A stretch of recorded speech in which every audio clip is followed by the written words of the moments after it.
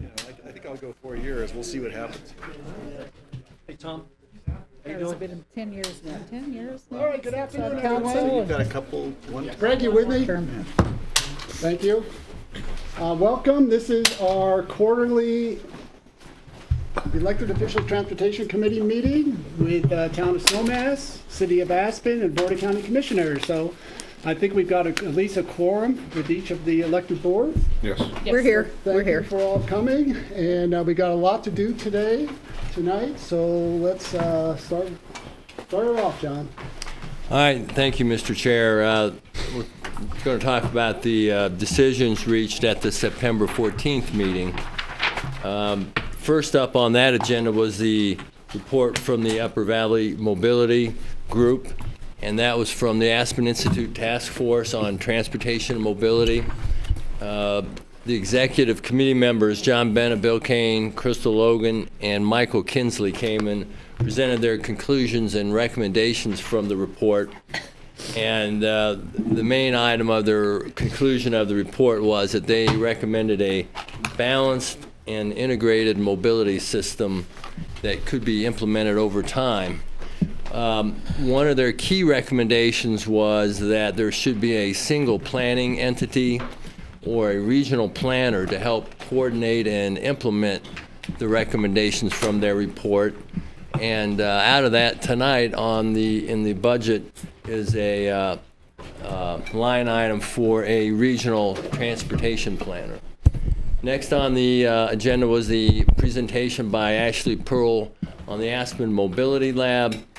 That's a two to 3 month experimental mobility lab in the summer of 2018, and we're going to try all sorts of different mobility programs during that mobility lab.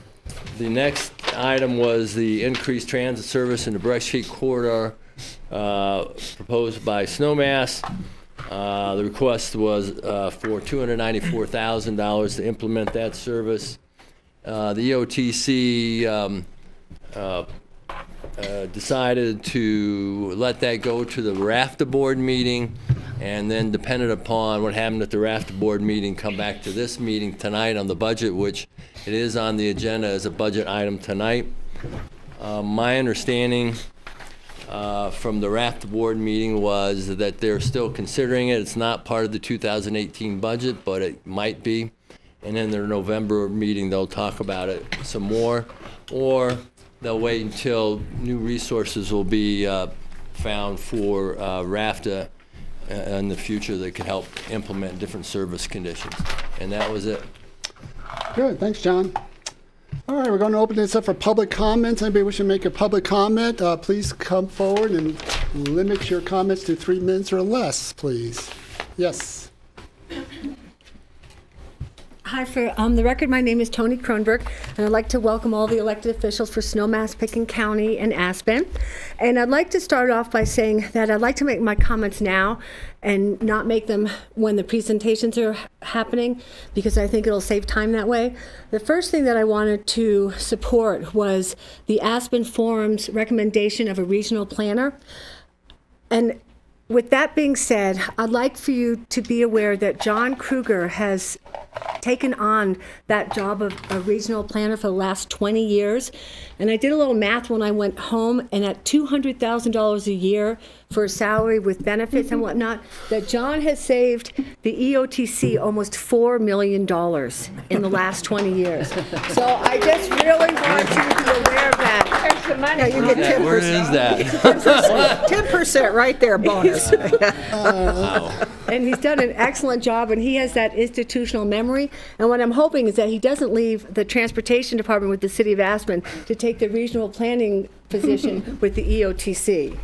So maybe you'll get a raise from the city of Aspen, John. We'll see.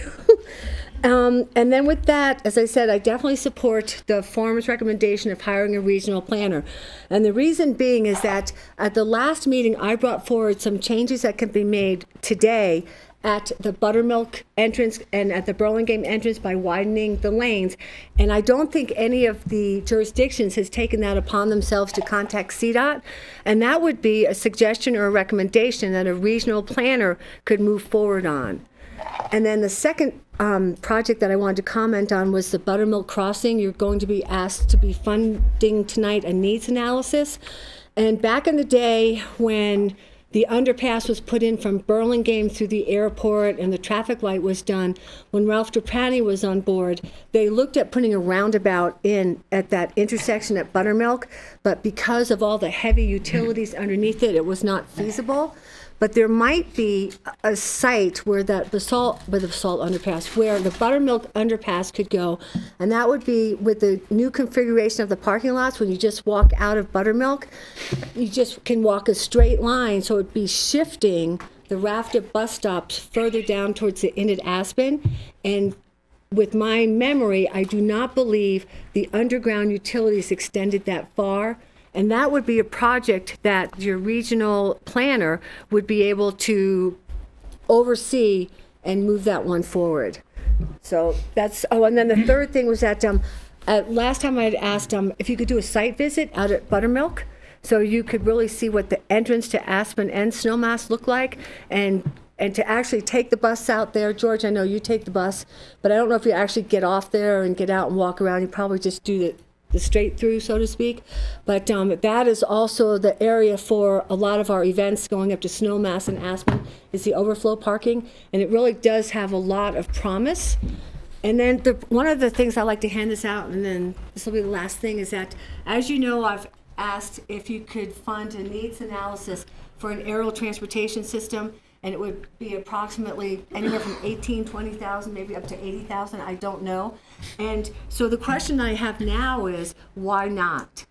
Why not an aerial connection between Brush Creek, going to the airport, stopping off at Buttermilk, continuing to Aspen? It's all along Highway 82. It's not mountaintop to mountaintop, so it works as a commuter aerial.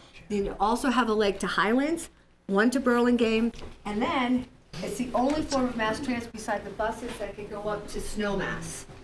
So I just wanted to hand this out. And then I'll apply for the job to be John's assistant. I don't have to sleep. Rachel, thank you. You're welcome. And the next two pages you've seen before. It's an engineering analysis or a line. Thanks, Tony. You're welcome. Thank you. I got two. There's another one. Oh, thank you. And I apologize, it doesn't Print go. duplex. Here, John. Sorry? Print duplex. Duplex? Yeah, both sides. All right, we got to keep moving here, Warren. Did you get two? I did. All right, thank you, Tony. Anybody else wish to make a public comment? Seeing none, we'll close the public comment. And looks like next we're going to have Tom Oken come up and go over the proposed 2018 budget. 18, I hope. 18, is what I said? Is it?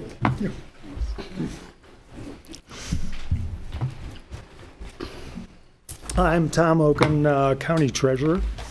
And first I want to apologize if I start coughing, because I have a bad, dry, non-contagious cough that strikes about this time of day. So I have my throat coat and lozenges, and we'll get through it. So let me run you through the 2018 proposed budget column on the spreadsheet that's on the screen and on page 4 of your packet. So we start out with the half-cent sales tax, which is projected at $5,355,000 for next year. And right away, we subtract off 81% of that, which is the contribution to RAFTA approved by the voters. That's 4.3 million, leaves us 1 million approximately as a funding source for the EOTC. The next revenue item is half-cent use tax, and that's projected at 1.4 million, so actually more than the million from sales tax. Use tax is collected on building materials and motor vehicles brought into the county for use that were purchased elsewhere. So that's why it's a use tax. And that's been very strong with all the construction lately, so that's pretty much where that projection comes from. Investment income is next at 124,000. That varies from year to year based on interest rates and the amount of fund balance we have to invest. So that's a little over 2.5 million a year.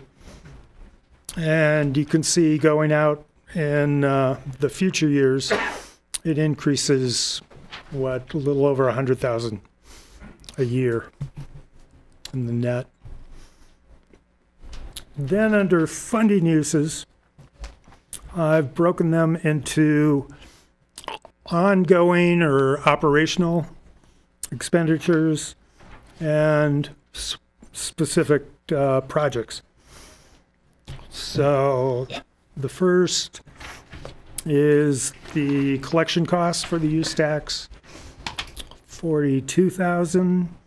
And then we have administrative cost allocation and costs for your meetings, 23,000 approximately. 6,000 for the country and taxi program, which hasn't really been utilized to that level in recent years, but use could come back up sometime, so we left it at 6,000. Then there's 35,000 for Brush Creek intercept lot operating costs. And finally, under ongoing, 650,556 for the no fare Aspen snowmass subsidy. So that actually would complete what we call the base budget that's routine from year to year. And then everything in purple below it is a budget request for this year, or actually out to next year too. So they're broken into ongoing and projects as well. And so there are 3 ongoing requests you'll be discussing one by one. WeCycle support, Brush Creek BRT service, and regional transportation planner. If all those are funded, the total operating or ongoing costs here are 1.4 million. Subtracted from the 2.5 million of revenue leaves you 1.1 million for projects, and that stays about the same going out into the future because revenues are increasing at about the same rate costs are here. Then the project requests are listed down below for this year. I won't read them off to save my coughing. But total expenditures would come to 2.1 million. Deducted from that 2.5 million of revenue, you have a $400,000 surplus. And that's added to the prior year cumulative surplus of 8.3 million almost to get you $8.7 million on hand at the end of the year. That total surplus is actually split between 2 savings funds, the Aspen area savings fund and the Snowmass area savings fund. can see those on the next page. So in yellow down there on the 2018 column, the Snowmass Fund would have $6.1 million, and the Aspen Fund would have $2.5 or $6 million approximately. So that's the total of the 8.6 above. And so kind of how these funds grow or shrink is we take the surplus or deficit for the year from that first page, so 433,000 this year, and we add to it any projects that are funded from one of these savings funds. There is one proposed for next year, which is Snowmass Transit Center planning at 50,000. So the 433 becomes 483,000 here. And then 25% of that is added to Snowmass savings, and the remainder goes to Aspen savings. Snowmass savings, however, has a cap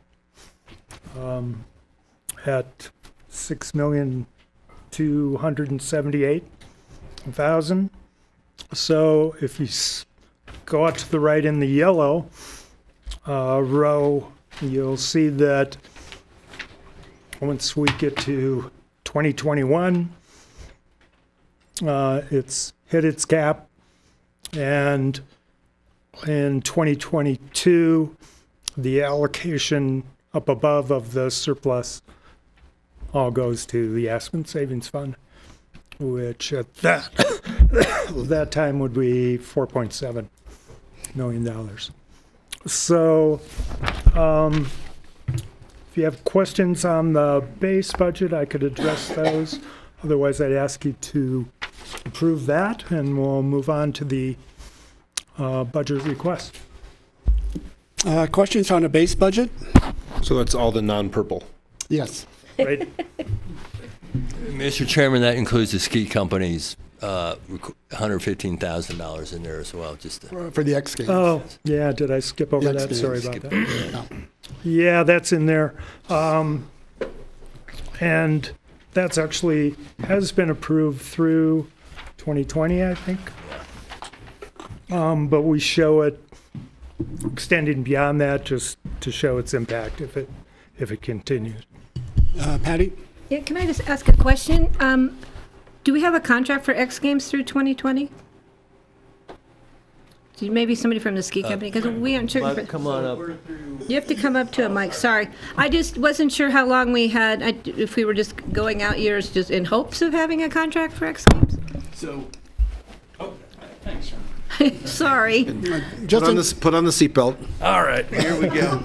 Just introduce yourself. Just introduce yourself, please. Okay, Buck Erickson with Aspen Skiing Company. Currently, the contract is through 2019, and we'll be in conversations with ESPN sooner than later. So we have this year and then next year and then renegotiate somewhere in between. Correct. That's what I thought. Okay. Yep. Thank you. So I misspoke, it's only approved. Yeah, I don't have a through problem 2019. putting it out years. I just wanted to know. Bert? Thank you. On the ski company, I have a question. Are you on board supporting the Buttermilk underpass? Is Ski on board with that? I can't really comment to that because I'm in events, so. Okay. I'm hesitant to fund. What we're trying to do first is approve the base budget. Yep. Then we're going to have presentations from all these additional requests, and then we can have another discussion on that. But it's the same, the pile of money that's going to the SkiCo for this transit subsidy. If we're giving money out and then we're not getting money back to fund the underpass, it would make more sense just to not give it out in the first place. So yeah, he wants to tie it. You're opening up the discussion if you want to tie the transit subsidy for X Games to the Underpass study. Yeah, I mean, we have an agreement with the ski company. In fact, in the last year, we actually approved an increase of, I forget what it was, to continue that funding for the X Games, because that is such a huge service that we're providing to ensure that cars are off the road during that time period. So that, it's not to say we can't have the discussion when we talk about the individual projects, but that's part of the base budget. And you can certainly use your vote not to approve that base budget if you disagree with that. But right now, what we want to do is just see if there's any other questions concerning the base budget, and then we'll get into more of these details of other capital and operating requests. Marky? Hey, George. So I just have a general question and an observation. It's more of an observation. So having sat on EOTC for over 10 years, and I look at the snowmass having a cap, which was probably set about 10 years ago. If I remember right, there's no escalator at all for what the CPI is in that cap. And I was looking for my notes last night as to why did we not ever consider that? Because as the surplus grows and you're capped, you're really getting a less percentage to grow that cap amount. Do we have a history on that in the record somewhere? And I know I'm opening Pandora's box, but I'd be helped to see some research on that at some point. I can give you my best recollection. With your bad cold? It's actually not a cold. It's just sore throat. Whatever, something's going on. And shoot, I should bring my computer up, but I'll do it kind of from memory. Back early on, after the half-cent sales and use tax was approved, yep. Okay.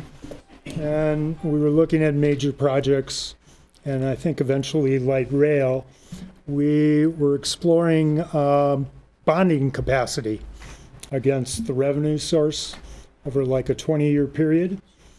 And at that time, Snowmass, I believe, was concerned about all the money getting gobbled up by light rail, and you wouldn't have anything for a transit center or something like that. And so what we did was we looked at the bonding capacity of just the sales tax that was coming from Snowmass. And actually the amount that the EOTC was retaining at that time was about half, 48%. So it would have been half of Snowmass's share. Back then, Snowmass's share was about 15% maybe. It's grown now to whatever I put in the memo, 18 or 20. So we determined that bonding capacity was actually about $6.5 million.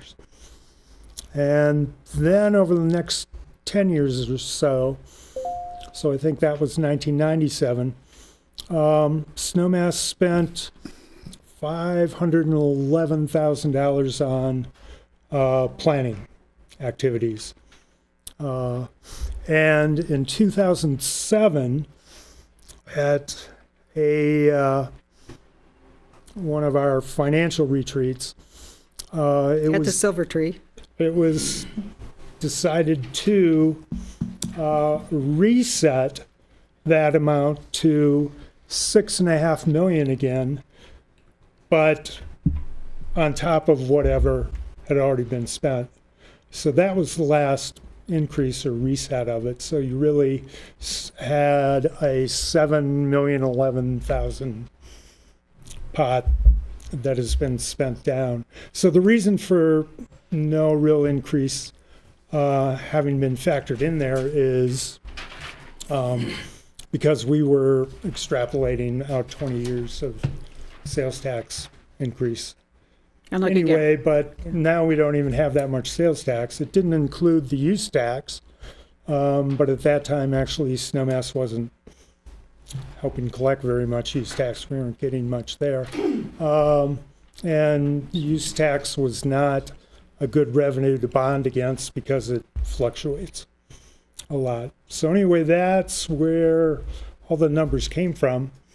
And subsequently, you're the only one that's brought up inflation increases Well, it's 10 or years. something, I mean, but at any time you could ask for, whatever you need. yeah, that may be coming because it's Yeah. a growing community. I mean, 10 years and nothing changes. And I appreciate that history. I really do appreciate that history. So it was just a clarification on what happened, when, and why. So we got some work to do. And I'll ask the board to consider that in the future. Rachel? Yeah. Thank you. We certainly have seen different iterations and bargains struck and different views of the history and spendings over time. I think that if there was a retreat or half day to re-examine and perhaps doing with the new planner, the question continues to come up is why Pitkin County has no savings account, no set aside, and we have road needs as well, Sure. and transportation needs. So that's always been an awkward part of the deal, but that was part of the original RTA formation that, Pitkin said we'll put in everything to make sure that we could make that. I have just two kind of small observations before we get on to the other budget questions. But in particularly, if you look at the budget line,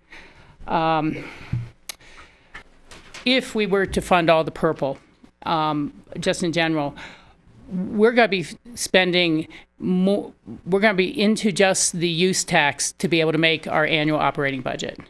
The commitment of our funds to RAFTA are the sales tax, and that's important to kind of keep an eye on that. It's being generated annually. It's being generated by each visitor. It's being generated as they give their impacts to the community. That's where the sales tax comes from. The use tax is a one-time impact of growth and development. And so that's kind of new impacts are coming down the line that you need to find a way to move those people who will be filling those new beds or those new facilities or those new homes. And it's a bit of a challenge that way. To me, it reminds me a little bit of the Front Range communities that are always approving a new 100-unit subdivision so they get 100 new tap fees to do the deferred maintenance on their water plant that they didn't do before. And so we just need to keep that in mind, that if we're approving all of these, we're to a point where even passing our annual budget would be dependent upon a healthy growth mantra, a healthy growth pro forma going forward. And I think that puts us in a very different place. The second comment I really want to make is that over time, I think that we've kind of mentally, all of us, shortchanged the magnitude of the investment and the significance of the investment that we made in the trunk line, in the BRT, in the number of workers that come up Valley every day. And we kind of forget that that's where we allocated an awful lot of our money to begin with, because that was so important. And you just see that number come out right at the top. It really gives you a different sense of how much net half-cent sales tax is left to the EOTC ongoing. And so those are just my two observations, and I would like to thank RAFTA and Dan and all the board members of RAFTA for what they have been delivering to our community for so long. Thanks, Rachel. So any other questions for Tom just on the base budget? George, I will make a motion to approve the base budget, and then we can discuss the purple section. Second, any further discussion?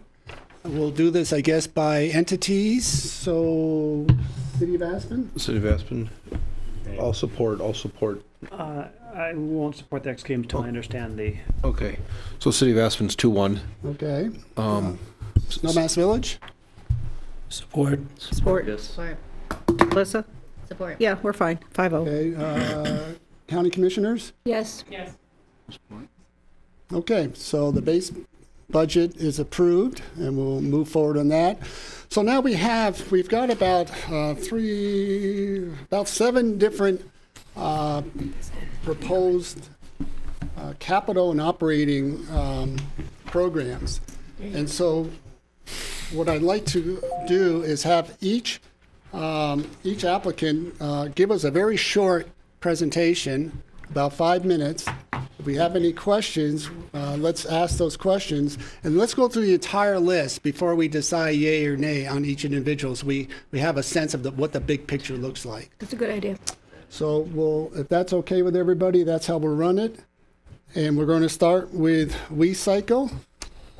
Hang on just a second here. Isn't it? Right. Where's the jump drive?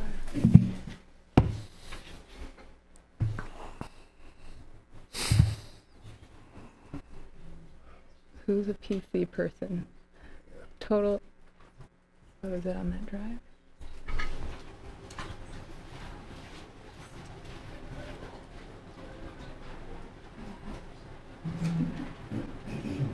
Oh, okay.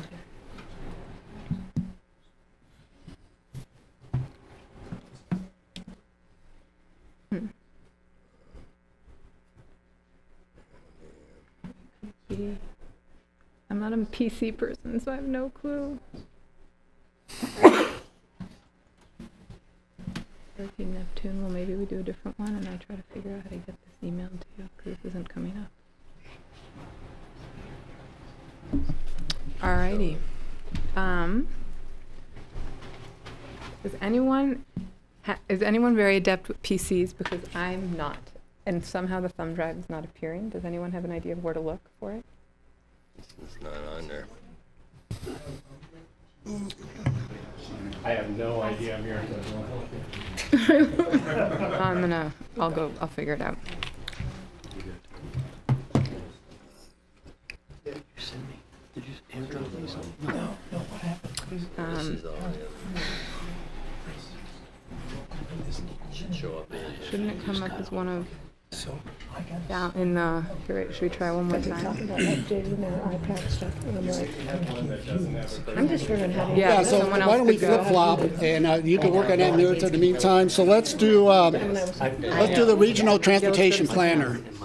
Brian? All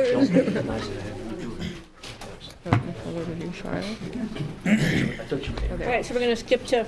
Yeah, we're going to move things around. Are we good? Hi, I'm Brian Pettit. I'm the Public Works Director for the county.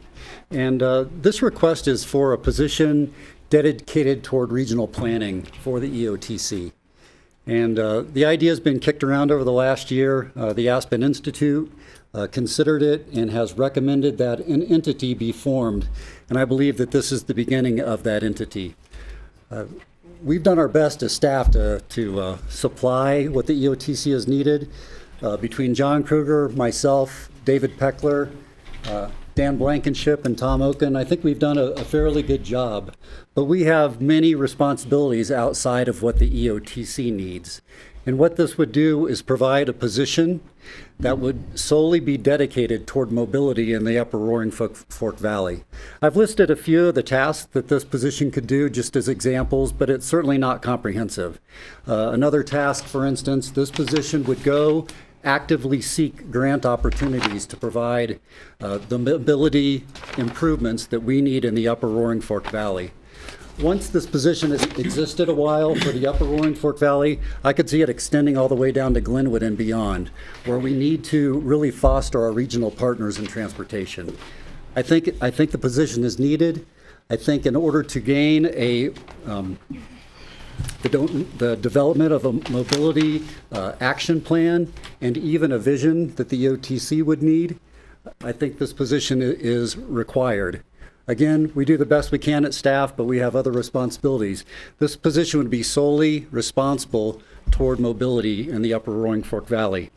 It would be a regional mobility champion that we just don't have right now. And as an aside, the last thing I'll say is I think it's a good succession planning effort that the EOTC could do by activating this position.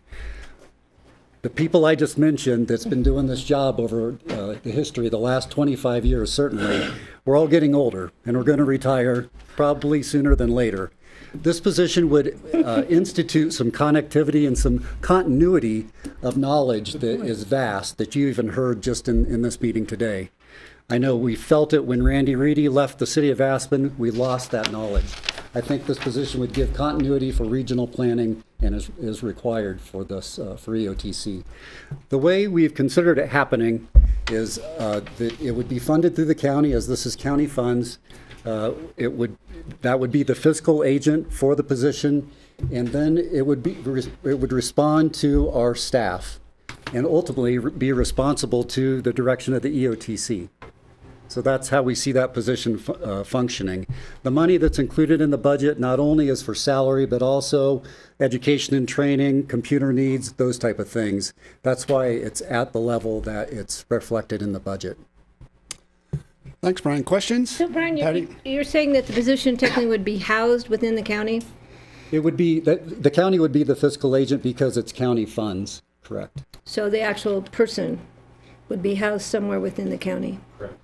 I think we would find office space for this position within the county. We're going to have availability within Public Works coming up, and I think that's a possibility. We'll be giving up our office at the jail. They can always use that.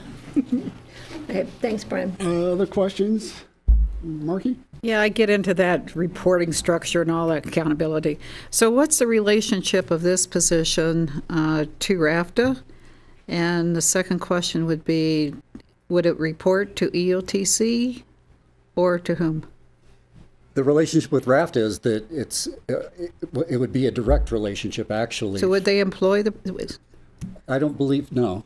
Okay. The fiscal agent would be the county, it would be housed in the county and be reporting to EOTC staff and ultimately this group of EOTC elected officials. And then to what extent would it inform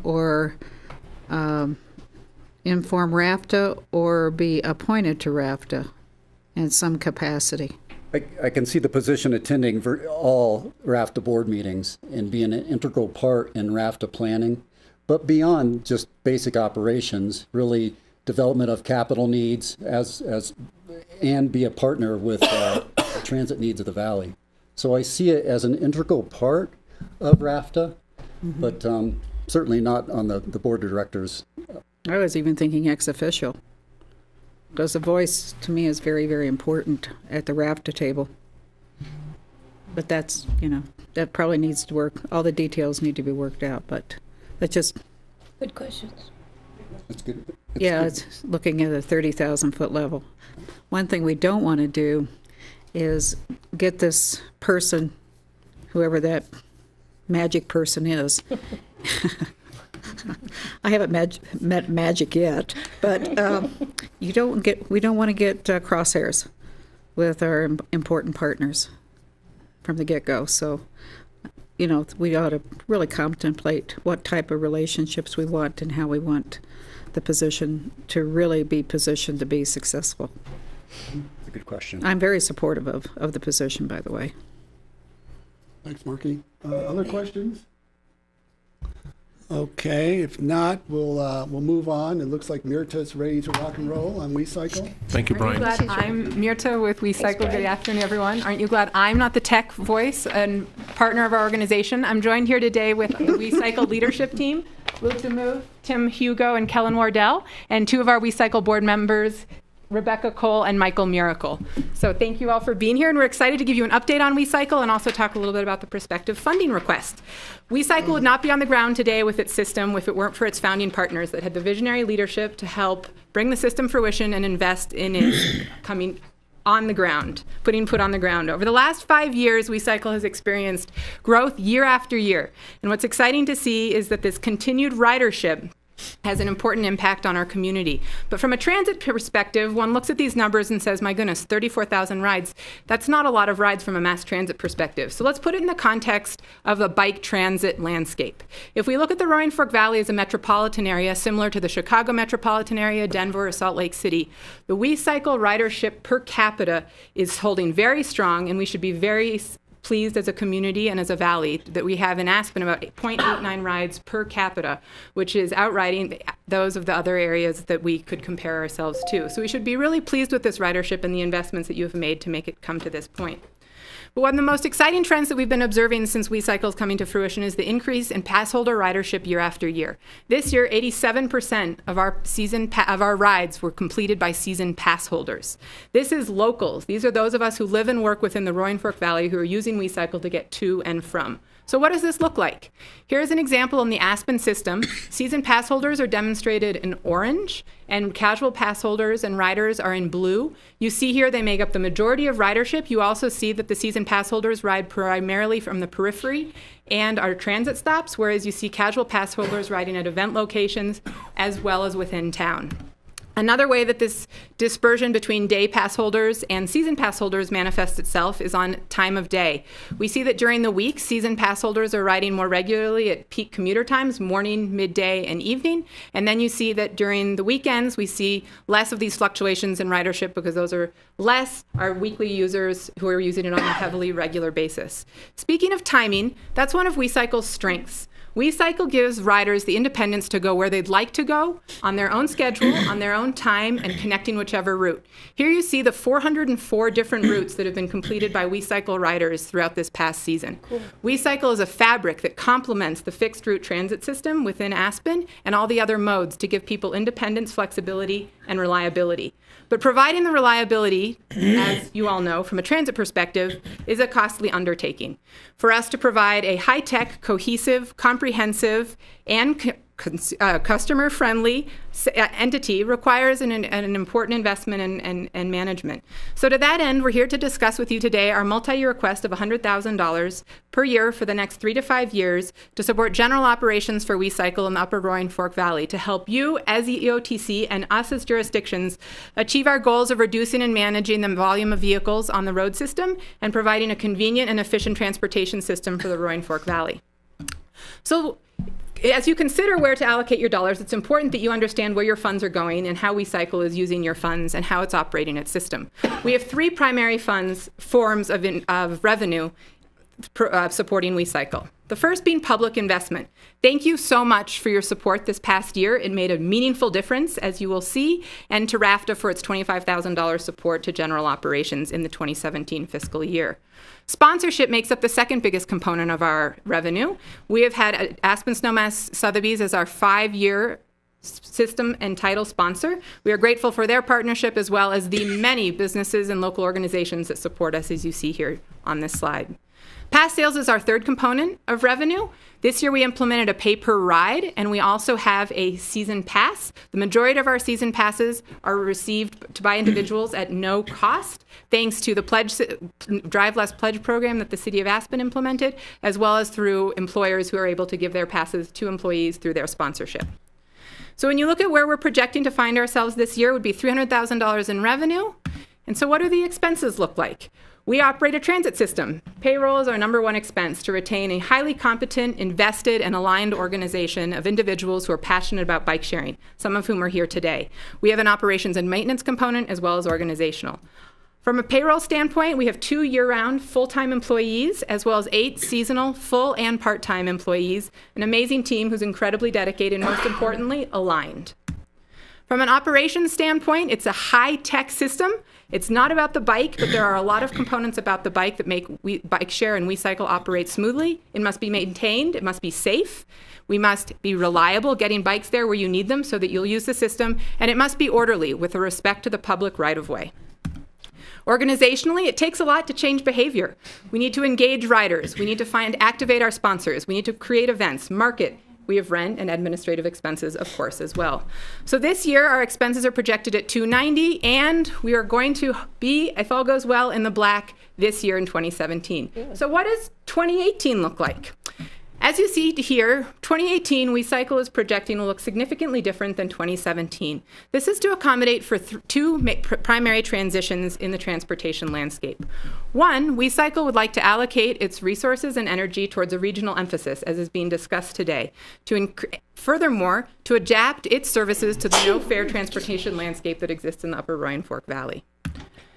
So let's talk about region for a moment. As we all agree, we have congestion points within our corridor. So here, if we look at RAFTA's service area, we can see where congestion occurs at our AM congestion points. We can all agree that one of the most important ways to reduce congestion on our corridor is to reduce the number of cars. According to WeCycle season pass holders, 46% of WeCycle trips replace car trips. Mm-hmm. So in town, that reduces demand on parking. It allows no circulation. It limits idling. It limits how many times people circle looking for a parking place and allows people to get around quickly. Perhaps that's a more minimal impact. Let's think about it on a regional level and the larger magnifying impact of what WeCycle can do when it pairs itself with RAFTA, with our fixed long-haul route service that is providing millions of trips on an annual basis.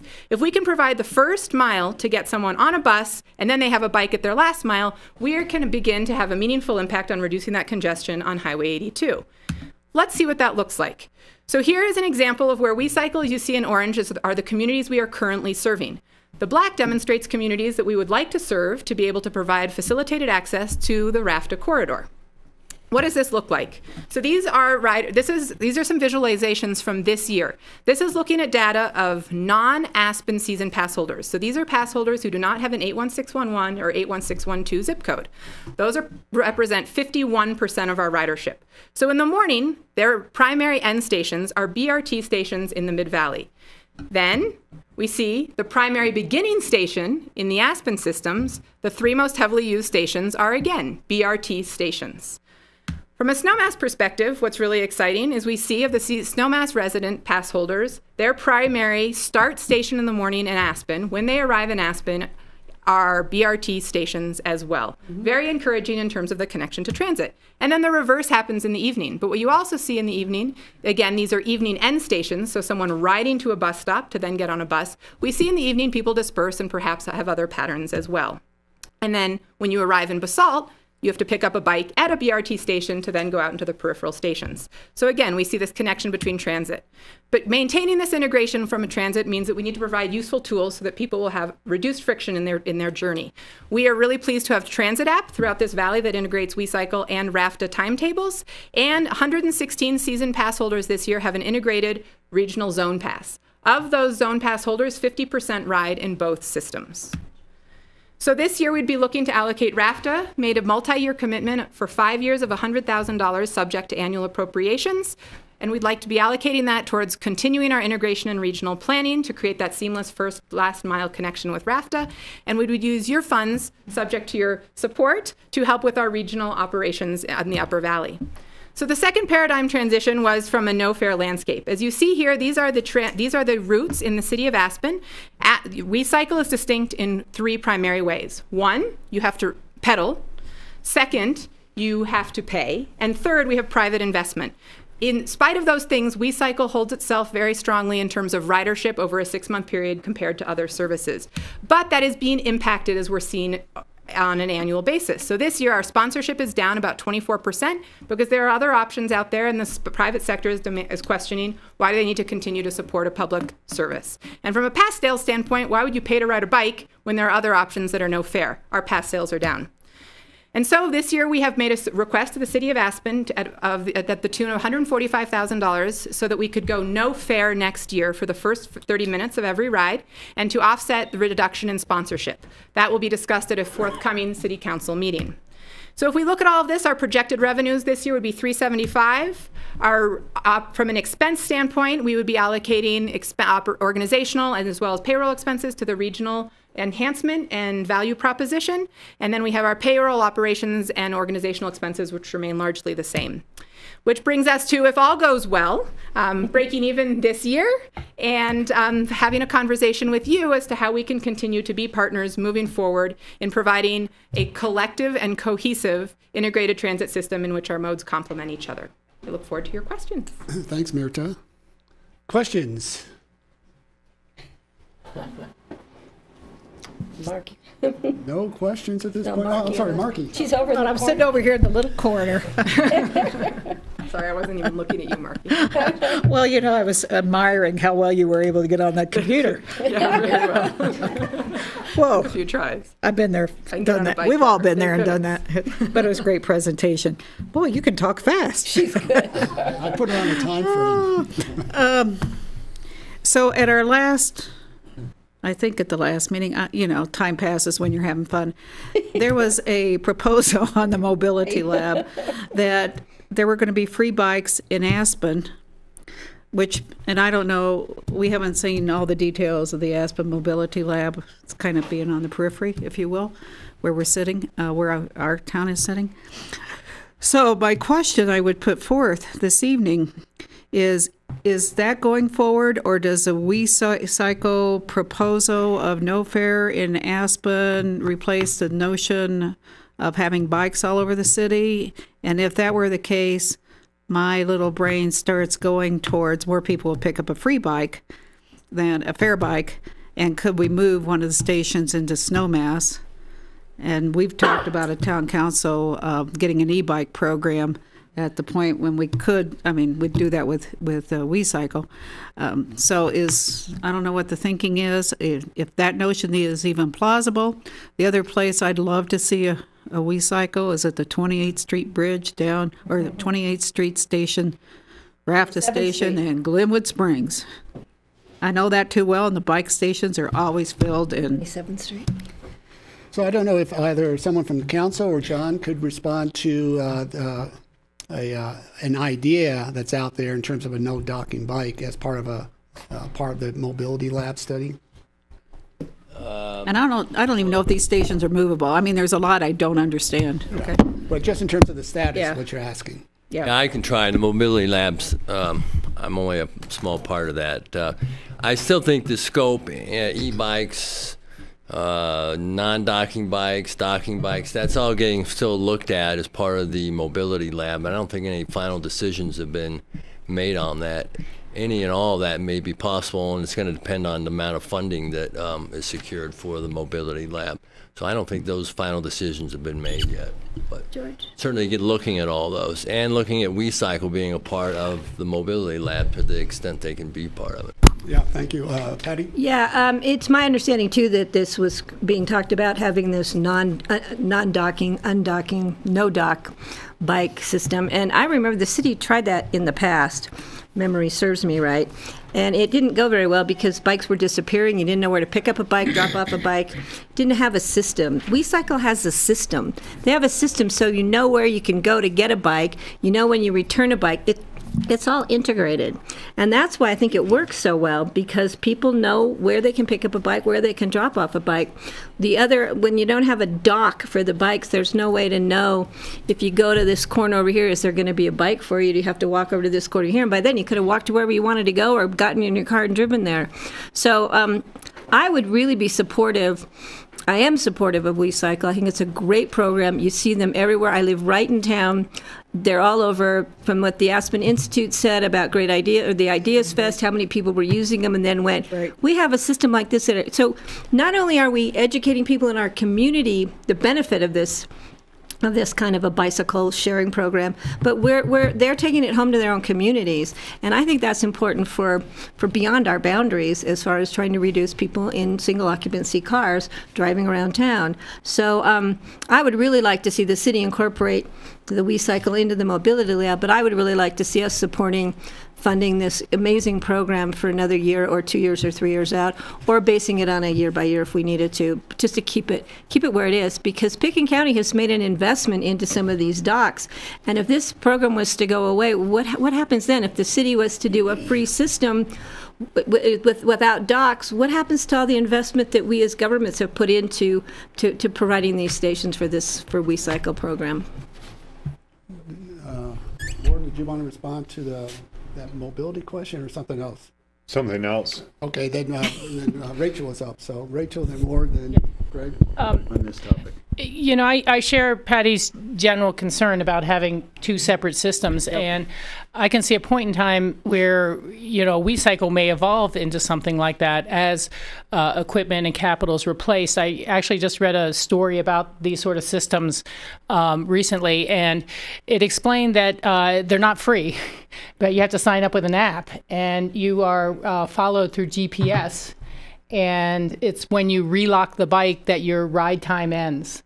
And that's where they know where the bike is. So it's something along those lines, but you're charged $1 a ride. And so it's all a private vendor who does it and then collects the money. And so that's how at least several of these systems are working. There may be other systems the city's exploring, but I just want to clarify, they're not free bikes.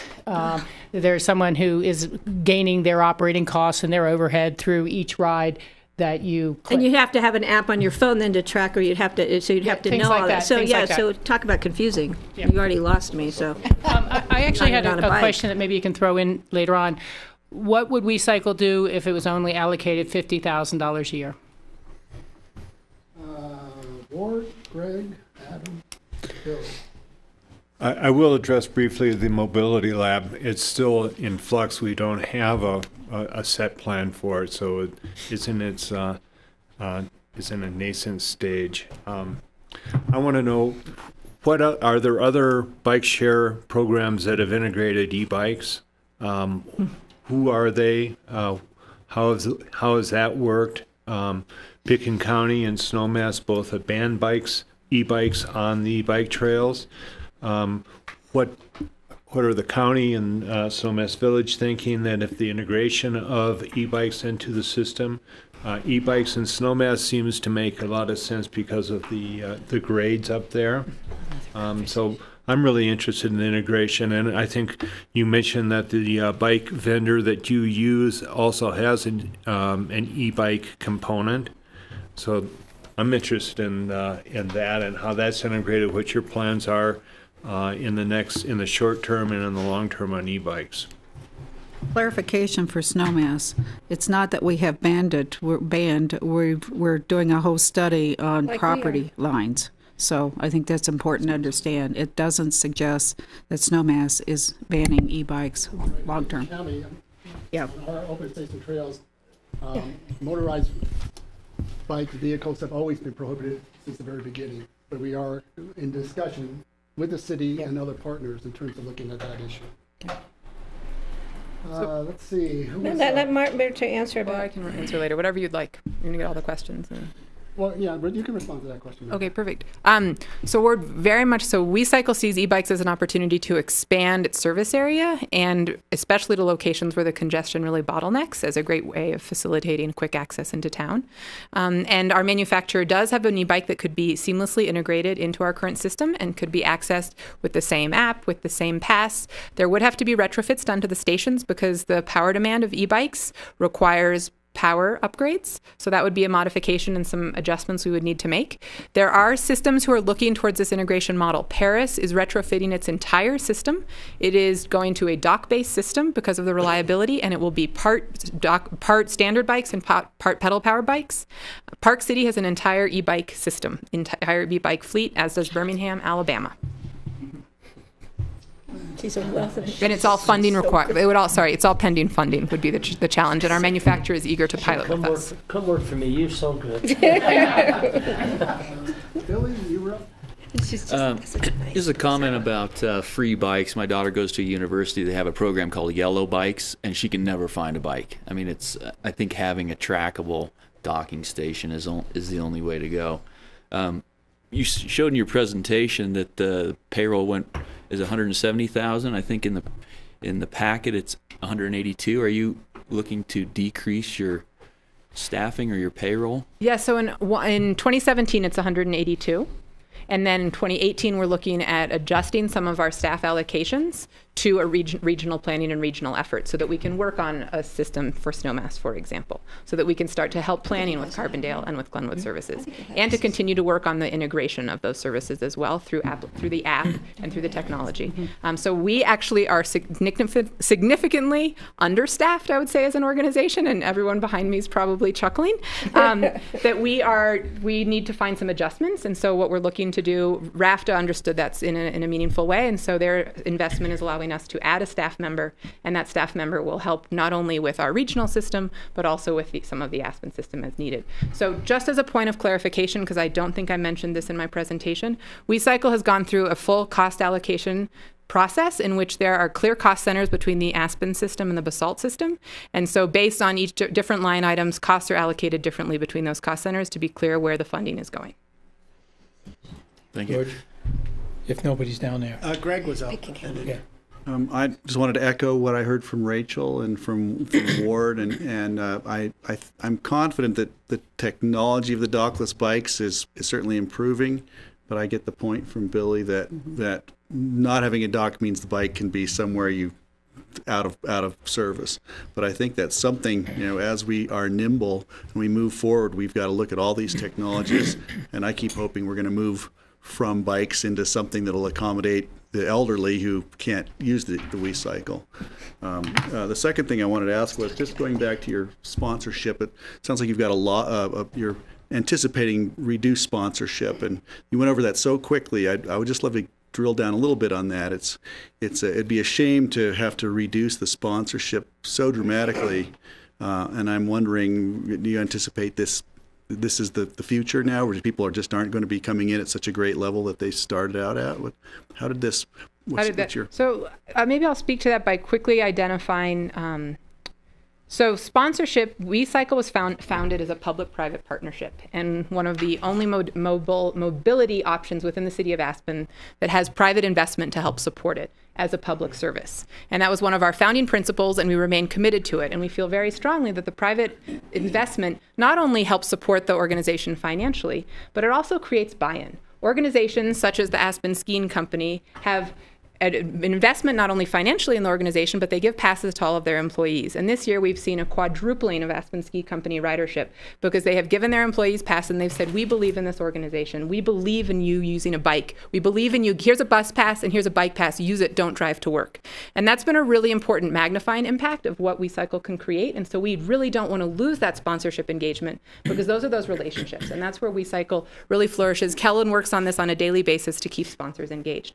What we're seeing from our sponsors and hearing is the transportation landscape is changing. There are a lot of new modes, or there are new modes that have been introduced in the city of Aspen in particular that do not require private investment. Why should we be continuing to support a public service when there are others that don't need public investment? And so we're seeing, as you saw this year, sponsorship went down by about 24%, and we're continuing to hear that from sponsors of we want to stay engaged, and we will, but our contribution might have to be reduced and is going to be reduced given that there seems to be other services that are being allocated to from a public standpoint. And so that's a balancing act that we're trying to create. Clearly, we do not want to get to this point. We would like to maintain all of our sponsors, but we need to budget accordingly. And to answer Rachel's question, clearly depending on what kind of public funding we're able to secure, we will first clearly try to find cost efficiencies and collaborations wherever possible. And secondly, we will continue to work with the private sector to make up for that difference. Thank you. Okay. No, yeah, I was just going to say, so Adam, Bob, and then Bert, and then we need to sort of move on to other presentations. the mayor and Ann are actually off on a mobility field trip, trying to do some funding research on that. But to Marky's point, we've had a little bit of update even at the city council level, but there hasn't been that much. I'm assuming we're going to get one in the next month or so before. Two, we just had a meeting from the transportation budget with John earlier in the week. And even there was a little friction between staff and some of the council trying to figure out, this is probably the most influx mobility aspect we have in the city. The bus system is on a path and it's pretty known. And we have this downtowner running around at basically $1,000 a day subsidy, no fare. We're including the tips as well. And so the recommendation for me is actually we fund this fully, but only for 1 year and that's the recommendation at the city level too, because there's so much going on. And I think that it doesn't take away my support for the program. It just means that I think there's a lot of discussions that need to happen in the next couple of months to try to figure out if this is going to become a full public utility, or if it's going to go fully private, or if we're going to bid out the system. And, all the smart things that have been said at this table have been thought about for a long time about where does Ebikes fit in and where does the whole Dockless system fit in. So I just think there's too many moving parts to kind of go past a year at the moment, but I think they should get the full money. And that's the recommendation I think, John, we made at the city, is that let's step up and make the commitment for 2018, even though WeCycle asked for multi-year funding at the city level. We're going to stick to the 18 level, have a discussion to be had, and try to go from there. So I'll wait till we come to the end. Thanks. Yeah, well, I guess first of all, I would second Adam's just comments. There is a lot of flux in this right now, and I guess I would also be in favor of a one-year support. And part of the flux comes back around to snowmass. So my question, before Adam's comments, my question was, if in the next few months snowmass decides to put WeBikes in the springtime, is there money in this $100,000 that is being granted from EOTC to cover some of the operational costs for those bikes? Thanks for your question. And yes, it's exciting to hear that there's eagerness on the Snowmass behalf to implement a system. And I think there are discussions from an e-bike, but also perhaps just closed loop systems to provide direct access to the Brush Creek route, which hopefully will also have augmentation. So we'll be able to have more frequent service and frequent access from bikes. And so within this year's allocation, there would be operational funding depending on the scale of the system. An e-bike system would be much more expensive to operate, so I wouldn't be able to commit to that. But depending on the scale, to operate a certain number of stations within Snowmass. We have some thoughts of where a traditional pedal bike would possibly would possibly work. We'll talk with you about that going forward offline. Definitely. Thank you. I support where I think Adam and Bob are for 1 year. The question I had is monthly operating costs per bike, and how does that compare to other systems in the country? Great question. So most bike share systems are operated by either nonprofits within the city, such as Minneapolis, Denver, Boulder, Aspen, or there are third-party operators, which are private entities. Of those third-party operators, when one looks at what the monthly cost is, they have a cost per dock. So the cost per dock varies between about $90,000 and $110,000 per dock per month. And then what cannot be underestimated is that each of those cities then have 1.5 to 3 FTEs within the city who then are managing and planning and marketing and finding long-term funding for those programs. So WeCycle, if WeCycle takes out its just management, its leadership staff, WeCycle's cost per dock is between $60 and $80 per month per dock, without those additional costs, since there is no full-time we would consider ourselves the full-time staff that works for the outside entity and not part of the operating costs. To put that more in apples to apples. All right, thanks, Mirta. Thank you all. Thanks, Mirta. Thank you. Come ride. Oh, the last important thing, Basalt's staying open through November, so come ride. Let's see, next is Brush Creek BRT connecting service, spring, summer, and fall. This is like speed dating, George. You're good at this. George is really, after this week, we're good at it. This is going to be a big week for that. This is the third time we've brought this before you, so I won't belabor it very much. But John, if you could pull up on the agenda, page 8 of the packet, just for the viewing public. We're talking about 500,000 people, basically, that are trying to access Snowmass to Aspen, et cetera, et cetera. This program is trying to build a platform where there would be a 15-minute service interval for connecting Snowmass to the BRT and regional systems at Brush Creek Road and Highway 82. This is not solely to the benefit of Snowmass. These are workers coming from Elgibel, Carbondale, Basalt, Glenwood Springs that are working in Snowmass.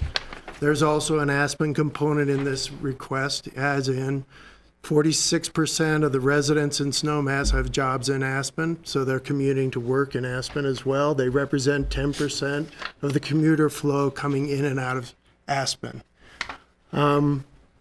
We think their request is reasonable. We think it helps create some equity within the overall regional transportation system because it's tied to the BRT service and is trying to boost that so that the connections for all people trying to move in the Roaring Fork Valley can move between Snowmass as well as Aspen and Down Valley with some level of certainty that they aren't going to have to wait for 20 minutes or 30 minutes at the Brush Creek Intercept parking lot.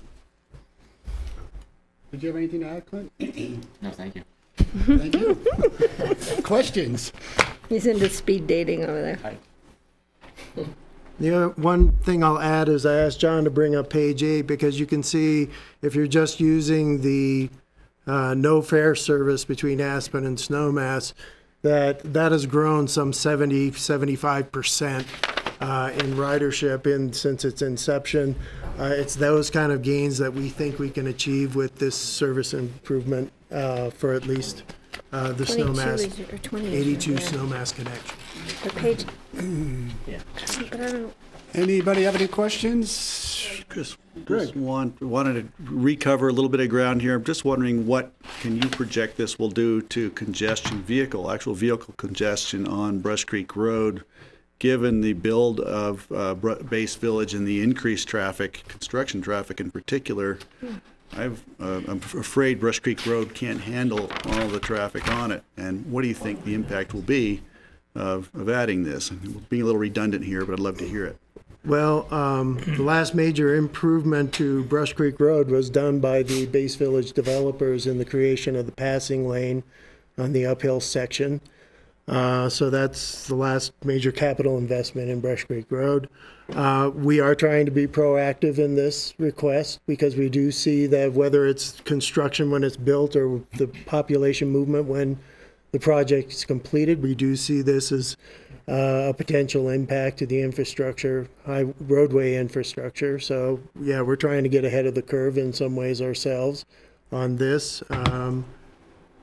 We're doing a lot in the construction management plan to reduce impacts to Brush Creek Road by the developer of the project. We're requiring that he work with Aspen Parking Department to park any surplus vehicles at Brush Creek and 82. They're instituting a private shuttle system for their workers. We didn't want that to be a burden to RAFTA, so we've kind of insisted in the land use approvals that they would provide their own shuttle service there during the course of the construction. The only other thing I would add is in David's report, he pulled out numbers that showed 10% of the commuter traffic coming into Aspen is coming from Snowmass Village. Right. So that percentage would only be larger on Brush Creek just because of the overall volume. So I think we could expect a positive gain that way. Right. Thank you. Rachel. Yeah, thank you. I'm trying to recall, what year did BRT come online? Don't forget your mic. Oh, sorry. Yeah, I think it's maybe 2013 it came online. Is that correct? Okay. And, you know, I'm just noticing that a lot of the growth in ridership has been with the Aspen Snowmass Direct, as opposed to really trying to connect with the BRT. And that might be part of the issue you're trying to solve. If you build it, they will come, yes. Yeah, I kind of wanted to point that out, that I think a lot of our growth has been attributed to the BRT overall, but also the Aspen Direct is where a lot of that growth has been, and people not really trying to pick up the BRT. They're not going down to Brush Creek Intercept lot. I'm going to disagree with that statement. I'm just looking at the numbers that are here, but you can. Okay. I mean, yeah, as I said, perhaps greater connectivity would add more to that, but the greatest ridership is 315,000 people on the Aspen Snowmass Direct. That was just the comment. Percentage-wise, 75% is the growth on the Snowmass 82 Snowmass connection. The overall combined. Right. Okay, great. Thank you so much for that. What I would like to point out is, for myself and for others perhaps, is looking at page 9 of the memo, which brings us back to the 1993 ballot question, the original start of perhaps all this mess that we've gotten into over time. And the second paragraph, these are always hard to read because you have to use all block letters per Tabor law, talks about what that halfpenny would do for all of us. And the very last thing, and some of these we've delivered on fairly well, increased improved bus service, including where feasible, the conversion of diesel-powered buses to cleaner burning alternative fuels, park and ride facilities, participating with Roaring Fork Valley governments and or others to acquire the Denver Rio Grande Railroad right-of-way, and transportation-related trail and open space uses. And number 4 was a fixed guideway public transportation system on a separate right-of-way, such as busway, monorail, light rail, or similar mechanical transit system connecting Aspen, Snowmass, and Down Valley locations within the Roaring Fork Valley. And we've done a lot of that. The BRT is that trunk line, is that main line. What's missing, of course, is the entrance to Aspen and the last chunk there. And over the years, with many different council members from Snowmass Village, I've seen the expression and the frustration on the faces about the entrance, about people's commuting time, getting in or out of Aspen if they're not on the bus. You know, I've just seen that a lot. And I guess my only real plea here is for all of us to bear in mind that at some point in time, we need to fulfill the rest of the promises. We need to fulfill the rest of the capital needs. I know Picken County doesn't have any upgrades or HOV lanes or passing lanes in our plans for Brush Creek Road. We have no capital for that if it's needed in the future. Might be something that is needed, I would imagine. And we have no capital really set aside for the entrance to Aspen that is eventually going to be fixed or need to be fixed, and the community will change. And I think a lot of these other systems aren't going to do much until we actually tackle that. The newer bus will still get stuck in that traffic lane to go around the roundabout that those passengers are on. And so I guess I want to be clear that we have to think about preservation of capital. If we pass this budget as it's perceived right now, we're going to be eating our seed corn. We're going to be dependent on new growth to do any capital projects or add any dollars to our savings account. We're going to have fully spent the entire sales tax portion of our budgets. And that is a very uncertain source, as we all know from various recessions and things like that. Your use tax can go up and down pretty wildly. So I am really not here to speak against Snowmass Village. It really has never been my intent, and I hope it's not taken that way. I know Snowmass has other resources that Aspen and Picken County don't receive. The $1.3 million from the ski company each year for transit in town in services. That was part of the base village and the Burnt Mountain negotiations. And that's a contribution we don't have to help with our transit needs to connect to those main lines as it is already. So I made the plea at the last meeting that I would love to see you guys look deep into your own budgets, perhaps look into some funding of this from the your savings account, or look at the hours of service you really need that increased connectivity. Is it 100% of what you put on the table here, or would 60% really cover a lot more of the needs, get better ridership, and then not come at such a great expense? I make these comments just, again, knowing that we made a large commitment to make this a fair, free service just a few years back. And that's a brand new number that you see on your spreadsheets that started several years back now. But that no fare subsidy was it's going to be $650,000 in that 2018 budget that used to go into savings accounts for capital.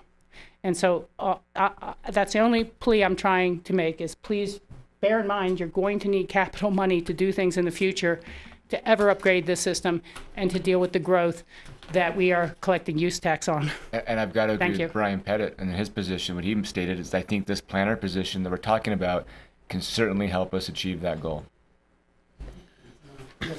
Yeah, I just would like to point out that the growth that, Rachel, you speak of is being currently built as we speak, right? We've got 100 new hotel rooms. We've got a couple of hundred new condominiums. So those people will be doing what everybody else does when they come. They go out to dinner. They buy skis and other sporting equipment. That, in my opinion, the sales tax should go up, because if that sales tax isn't going to go up, we're going to have a lot of unhappy developers and a lot of unhappy people. George, can I have a question, and I apologize for asking this because I didn't hear the presentation at the last meeting. I had to leave early. So is RAFTA able to absorb this new system? I mean, RAFTA, we know, is already taxed for drivers and buses that go down and their infrastructure. Can RAFTA actually provide this service at this magnitude this next year? It's still being discussed at the RAFTA board meeting. I will share with people that it did not appear there was support for funding this service, that it might come if the ballot initiative would move forward, and this would be a promise to the Snowmass Village residents. By then, we'll be already open. I will tell you, we talk about the Brush Creek congestion. I head the other way every day. I don't come into Aspen in the morning. Right. I will tell you the number of people in cars to get down to Glenwood Springs and beyond is unreal because you sit at the rafta. If you miss a bus coming out of Snowmass, you can wait a half hour every morning and a half hour every night to get back home. I know. I do that. Yeah, and Yeah. So basically what we're doing is getting in our car, driving to the intercept. So talk about Brush Creek congestion. Right. But that I understand all that. Yeah. I'm just concerned about RAFTA's ability to provide this system at this magnitude. We'll pick up the operations in September or in the spring and fall, and we'd work with RAFTA to pick up the actual operations in the summer. So as we're talking about phasing things in, I would like to support this, but I also have Rachel's concerns about it coming out of just the general EOTC fund and not some provision for some of it coming out of Snowmass's savings account or lockbox or whatever the heck we're calling it today or changing it tomorrow. But I would really like to see the numbers and see the use and see what we're getting the bang for our buck. And also, let's reevaluate. I mean, we're reevaluating to see where we're going to go. There's a lot of flux in this right now is how the service can be provided. We don't know. Do it and then next year reevaluate rather than just funding it from here on out saying it's going to be a great program. I'm hoping it will be because I've been a big supporter of the better bus system since I was first elected took office in 1999. It's great to see it. It's great to see the use. It really makes a difference on that highway. We need to make a difference on that highway from here to Glenwood Springs because it's bad throughout the valley for our employees to be coming up and down. So I would like to support this moving forward with the caveat that we work with RAFTA for provision of service and we reevaluate and look at the numbers for next year. I think that's very fair, Patty. All right, any other questions on this one? So these are the budget requests on the operational side. Now we're going to hear the budget requests on the capital sides. And we have, first we have, it looks like the Buttermilk pedestrian crossing needs analysis. Yes. Hi, again, Brian Pettit, Public Works Director for the Pickett County. And this is actually a reduction of the previously approved budget for next year from $800,000 to $80,000. And I'll talk about that amount in just a little bit. But if I could tell you a quick story about where this came from. Based on the engineering money that had been previously approved by EOTC, I started to do some groundwork on what the design of this pedestrian crossing could be at Buttermilk. And out of the three areas, ABC, Airport Business Center to the airport, the Basalt underpass, and this pedestrian crossing at Buttermilk, it is the hardest site for us to construct on. Topography is not in our favor. It is a tight site and sloping up on one side and gradually raising up toward Buttermilk, where at the Airport Business Center, topography was working in our favor. We opened up directly to the ABC. In Basalt, it's the same situation. It opens up straight into the town. So given that, I started to think about, well, it really lends itself to an overhead bridge for pedestrian crossing. And I immediately saw Mick Ireland in my face saying, never, you'll never put a bridge across Highway 82. And the difference between a pedestrian overpass and a pedestrian underpass at Buttermilk is probably to the tune of $1.5 to $2 million. This underpass would be a hugely expensive undertaking. And so this summer, as I was thinking about that, I started looking at the amount of people that were crossing at Buttermilk. There are very few people crossing between the months of April to November at Buttermilk. Very few. Most of the crossing is skier visits to Buttermilk. So I called Dave Corbin with the ski company and said, would the ski company be interested in participating with the EOTC in the construction of a pedestrian crossing? And the answer was, well, we just talked about it at the staff level, and no. We're not interested financially. Frankly, the ski company doesn't think it's needed until a needs analysis or some other data is provided. So that's where this scaled back version of the Buttermilk ped crossing came from. I think we need to do a needs analysis there. I don't think it'll cost $80,000. That was to fully look at where the utilities start and end, because it is somewhere in there. I don't know where for sure. But it could be as simple as counting pedestrian traffic at Buttermilk and doing a cost-benefit analysis to determine whether that capital improvement really can be justified or not. So that's the story of where this request came from. Thanks. So Question Brian, for I'm Brian? one of those off-season numbers, and it's a scary intersection. So I think we should look at the needs to see whether or not we need to invest. Doing an underpass there, I think, is beyond multi-millions because of the, like you said, the topography, plus the utilities along there. We know the impact of trying to move utilities again. Questions, Bob, and then Tom? Just a quick clarification, Brian. Has any money been spent on this this project? If there was $800,000 approved, has any of that been spent? No, nothing out of pocket, just staff time, just doing analysis internally. Brian, the underpass you're referring to by the streetlight at Owl Creek and Highway 82, correct? Correct. Okay, so right up the street, down valley a little bit, we have a tunnel already. So have we looked into, we already have an underpass that is not used at all during the winter for pedestrian crossings. Is there been any study in regards to extending the sidewalks or going, why mess up the highway again? Right. And cause a major traffic jam coming into Aspen where we already have a problem? So this would be part of the needs analysis to look at that area as a whole and consider the existing underpass. Other questions? Billy, then Greg? I just wanted to clarify, was that up valley from that stoplight, correct? That is Down on valley. down valley. All the way at the Have airport? you ridden your bike through the No, tunnel? it's right at Harmony Lane, just past Harmony Lane. Thank you. It's it's a kind of a bike path to get on the inside part of the Owl Creek to. Yeah, you cut through at the end of the runway. But there's a very good sidewalk on the north side, and there could be a new. I know the FAA probably has a problem because it's right by the runway there. I don't know if there is a conflict of interest there, There's a but wetlands there. John would probably know more on that. But whatever. I mean, the cost of doing a new sidewalk as opposed to ripping up the highway again. We already have one tunnel under the road. Doesn't make sense to me.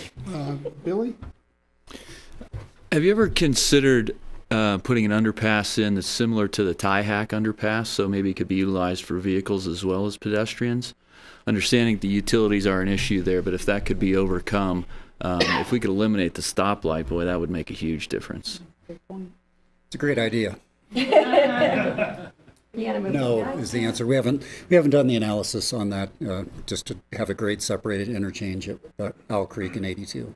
The analysis has not been done. So these dollars could be put towards adding this to the analysis as well?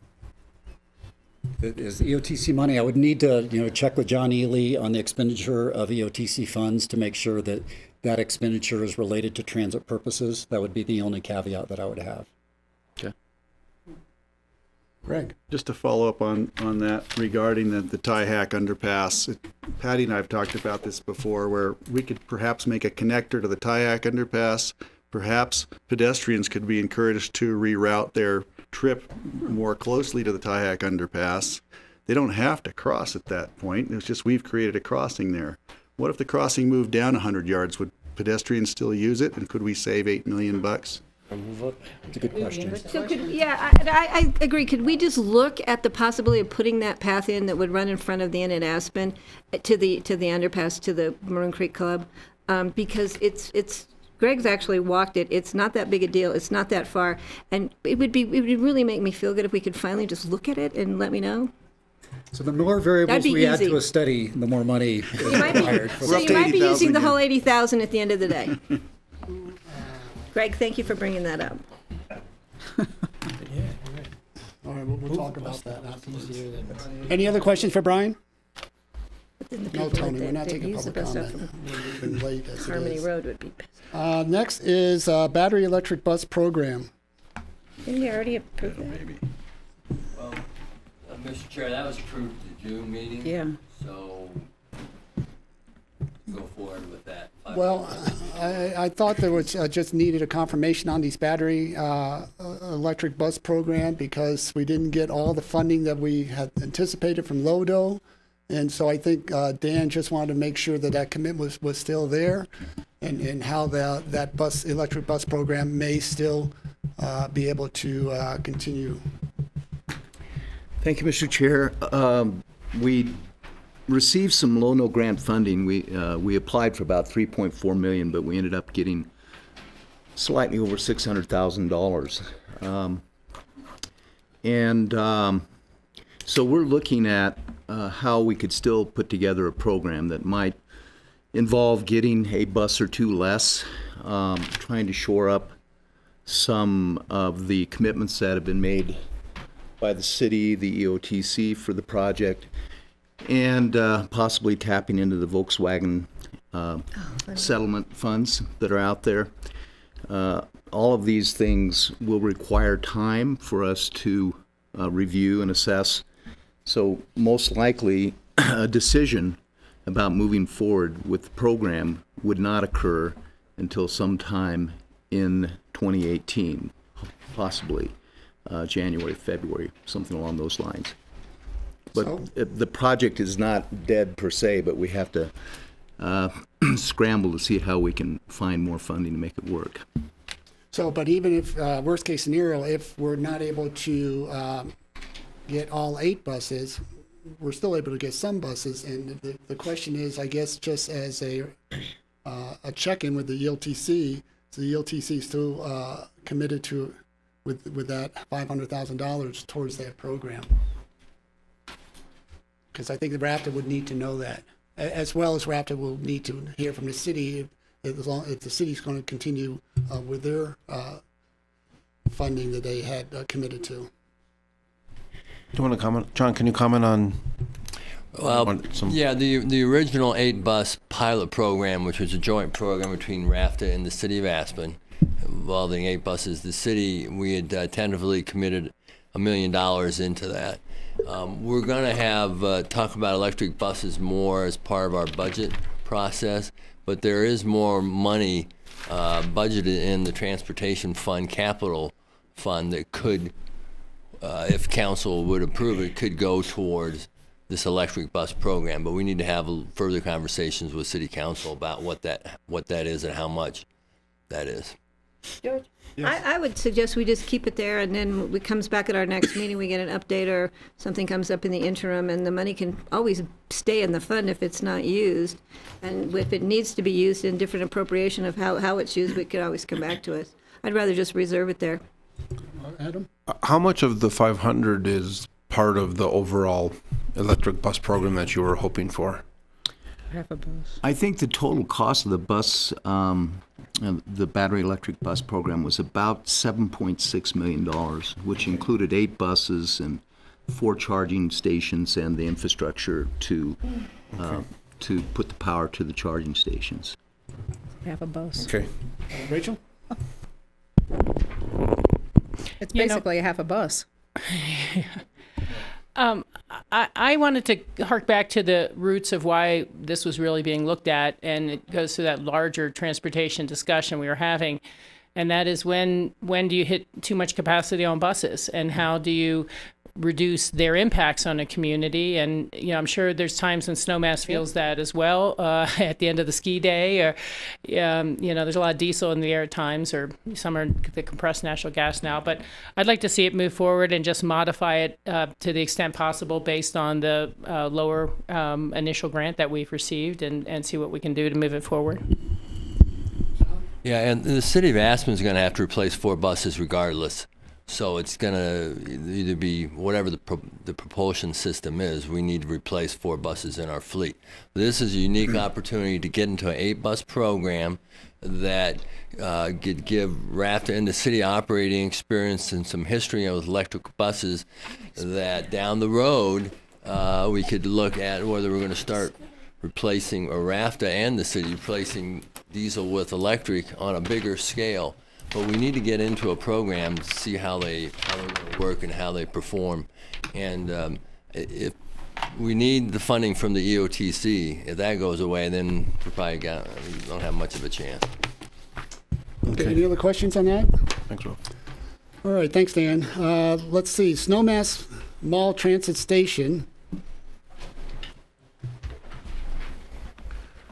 We're trying to burn up our pot of funds so you can have one. How's that? Got a ways to go before that will happen. Okay, I'm kidding.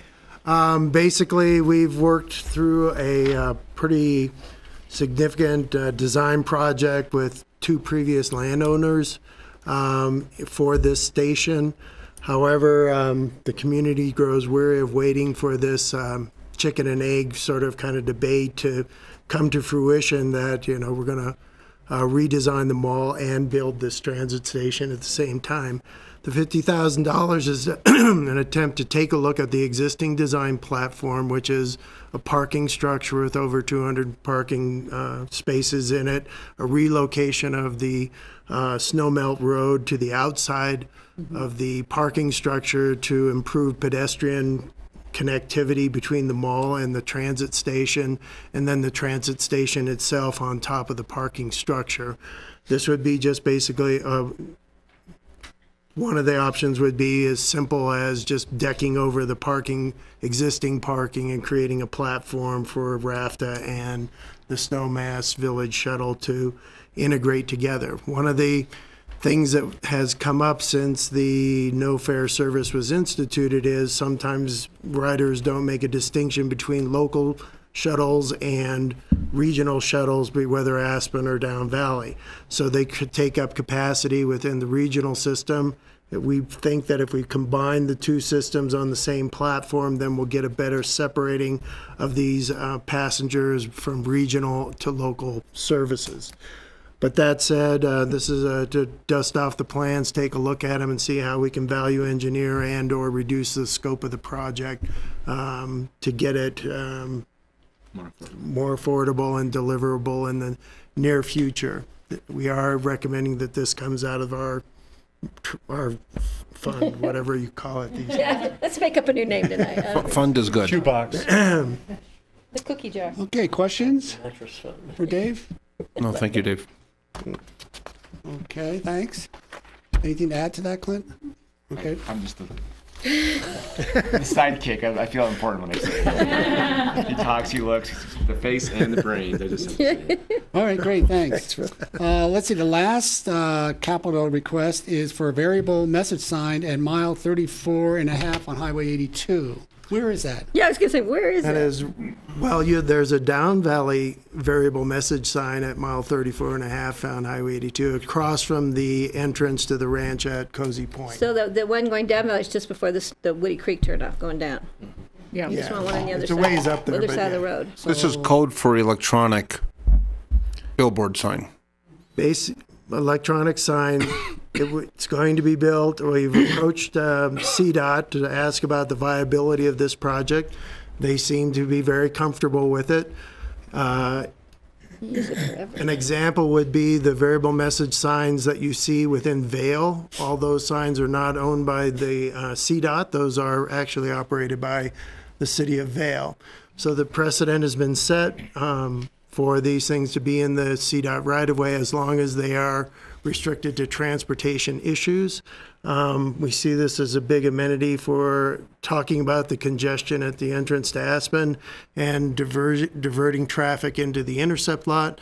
Our interest in it is that parking will become a problem in Snowmass in the not too distant future, and we're looking at our 40 days a year where we have a parking capacity problem. We want to be able to communicate that information to travelers before they get up onto Brush Creek Road, addressing your issue about just preserving that and reducing that congestion on Brush Creek Road. Plus, if there's an outage on Brush Creek, you can always put Brush Creek closed, or if that happens at times. The CDOT wants a list of, what are the potential messages on these signs, but emergencies would obviously qualify as, legit use of the facility. Adam, then Rachel? How much is the sign then at the end of the day? We're still doing research on that. That's what this is supposed to get us. We need to know if utilities are close. We think we got electricity. We think their data feed goes to the sign across the street.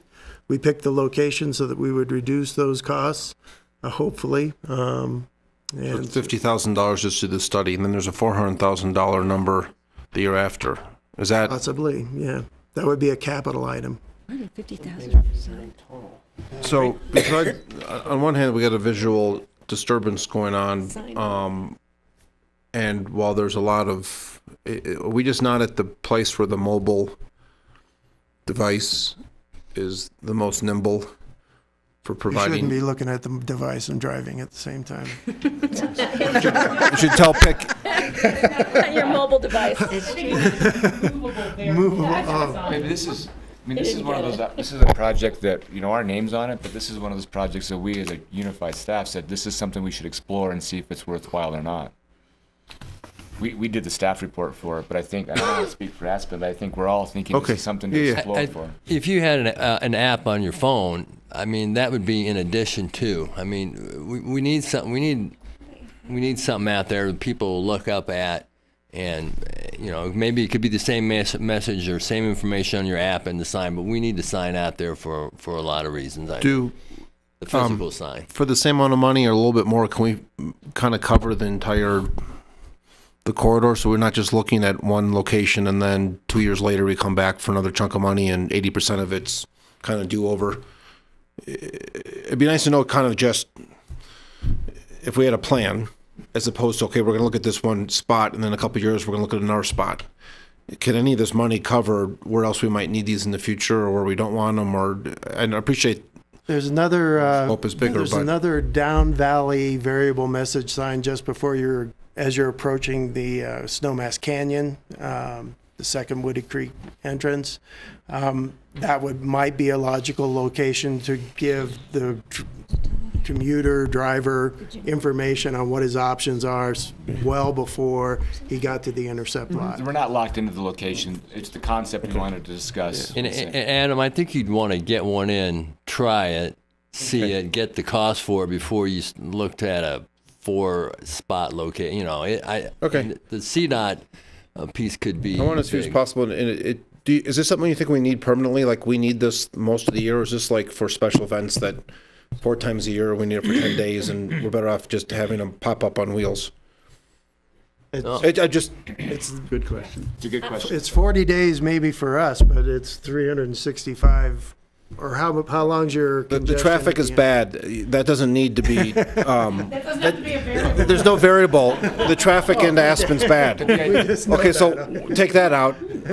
Sadly, I'm not joking. So I just want to make sure that if we're building the church for Easter Sunday type of thing, and if we don't need this for 9 months a year, I'd rather have it be mobile and we could use it and share it and rent it and everything else versus, because if it's going to sit dark a lot or say the same thing where it becomes so consistent, people won't even recognize it anymore, and then you just have some.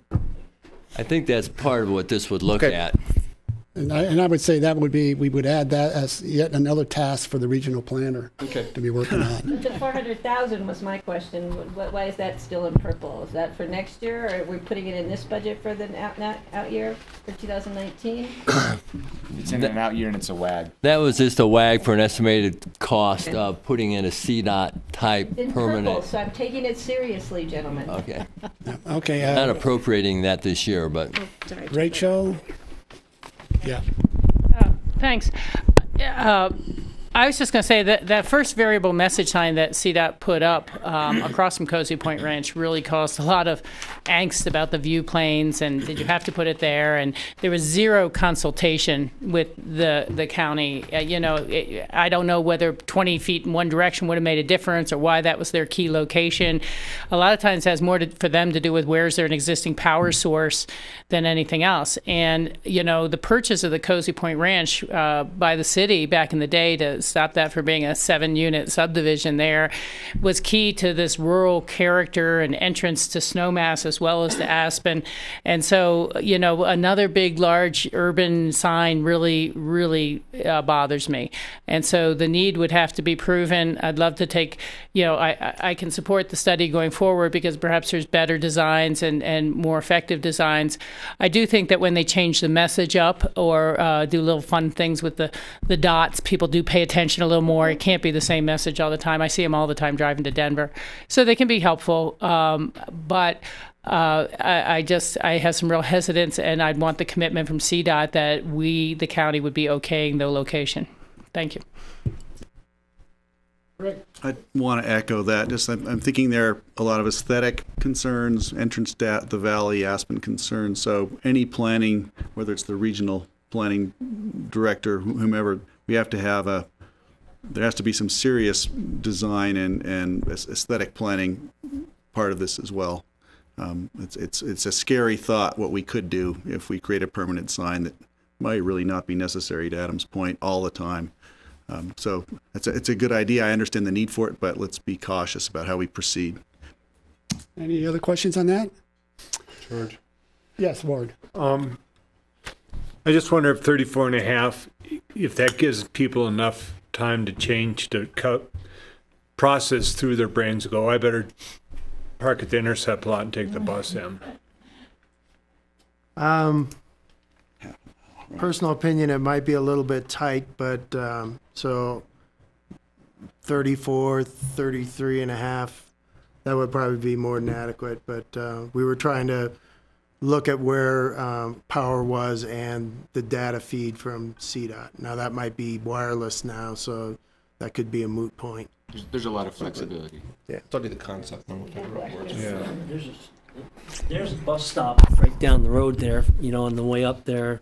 Is it Smith Road or that goes down? Yeah, right. Smith, right. That would give us another half a mile or whatever it is before you get to the Woody Creek turnover and, you know, turn down, and whether people, let's just say there's Highway 82 is closed for an accident, and as you said, emergency reasons, if we have to divert everybody over McLean Flats Road, it would be give everybody the opportunity to know in advance that they're going to have to make that left-hand turn, the alternate Highway 82 that everybody takes in the morning, you know, McLean Flats Road.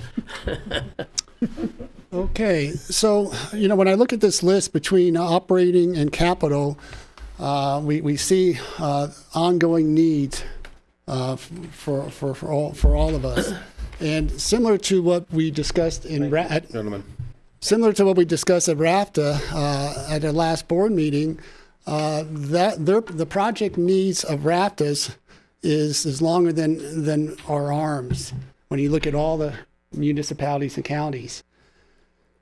So one of the things we discussed at RAFTA is that we are looking at, we've hired a consultant, a pollster, to go out and work with amongst all the communities, do outreach, do surveys, to see if there's what sort of support there may be for a ballot initiative in 2018.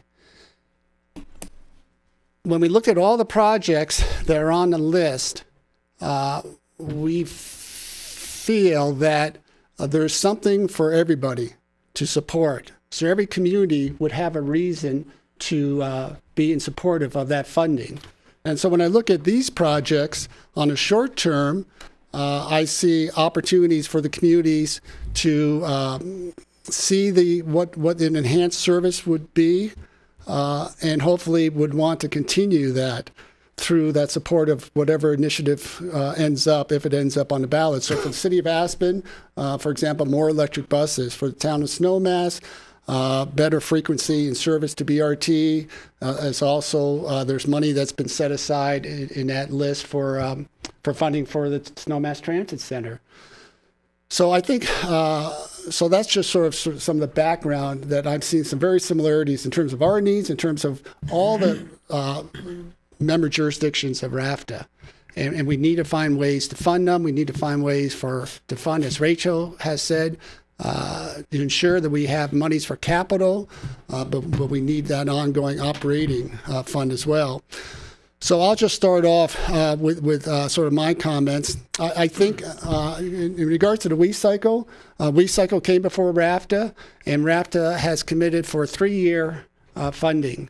That allows MIRTA to do some long-range planning, not to be stressed out trying to figure out from year to year how she's going to continue to operate WeCycle and even try to expand that. So I would consider more than 1 year, because 1 year you really can't do much long-range planning. I would look at 2 to 3 years. That again, if that's a very successful program, continues to be successful, other communities would like to see that. That would hopefully be an incentive for those communities to, one more reason for them to check yes on an initiative.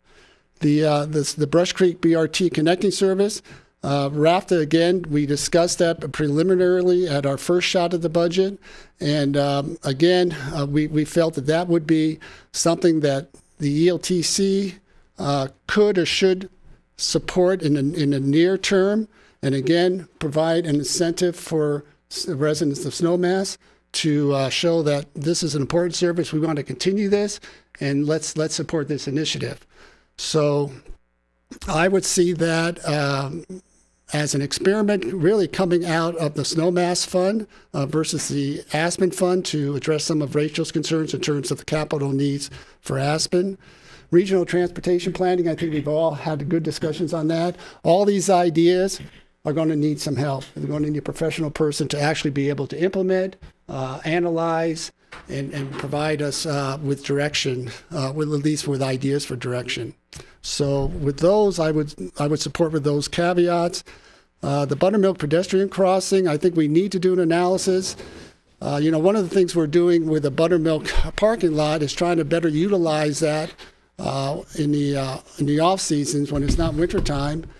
And we've always felt, I think Mirich has always felt there's an opportunity for a WeCycle station there that would capture people coming down Owl Creek who perhaps then could hop on a WeCycle to go the rest of the trip into town or perhaps the Airport Business Center.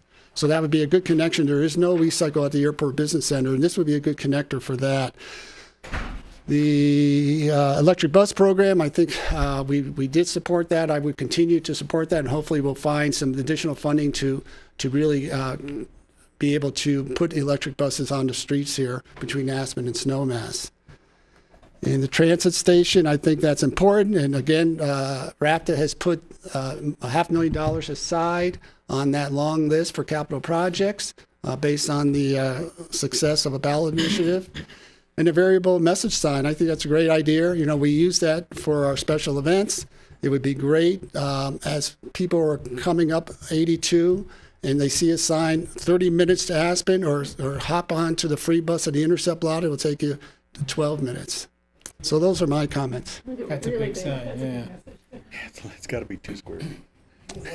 So I don't think you want us all to comment. I'm concerned about getting support for the WeCycle for 3 years, so maybe we could have a happy medium at 2. I totally understand the need to plan in the future, and it's really hard to do a year-by-year planning when you're looking at really creating a more workable valley-wide system.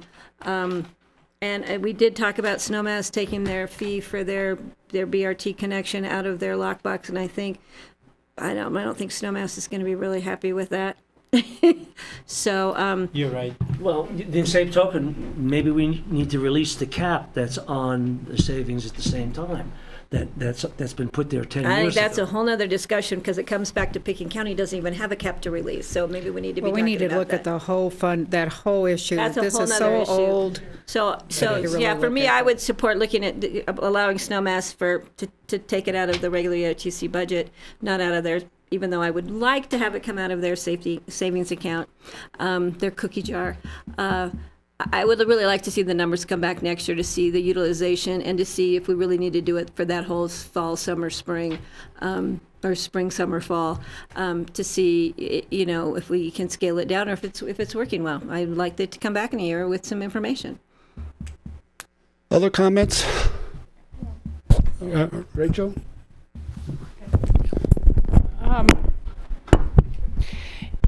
I think George makes a good argument for having demonstration projects for some of these benefits that we hope to see the public support financially in the future. And that is what it really is going to take. We can have a lot of discussions about these dollars and how they're allocated in the future. No matter what, demand is going to outstrip resources. And we're spending an awful lot, perhaps as we should, on operating. I would support the compromise for 2 years of WeCycle funding. I think that's a good idea, Patty. I support the other things that are going forward. And perhaps in the hope of striking a compromise, I would suggest that half of the Brush Creek BRT connecting service would come out of the above-the-line EOTC budget, and that one half of that would come out of the Snowmass savings account just for the 2018 year, and that it be revisited when we get the statistics in, when we look at what ballot questions are going forward. And it would be, I think, something to be fairly clear that that service may or may not continue without additional financial resources coming into the pot. But it would be a 50-50, and if the numbers, as shown here, is an estimate that the cost it would be $294,000 for 2018. Let's make it an even $300,000 and say 150 out of the snowmass savings, 150 out of above the line EOTC.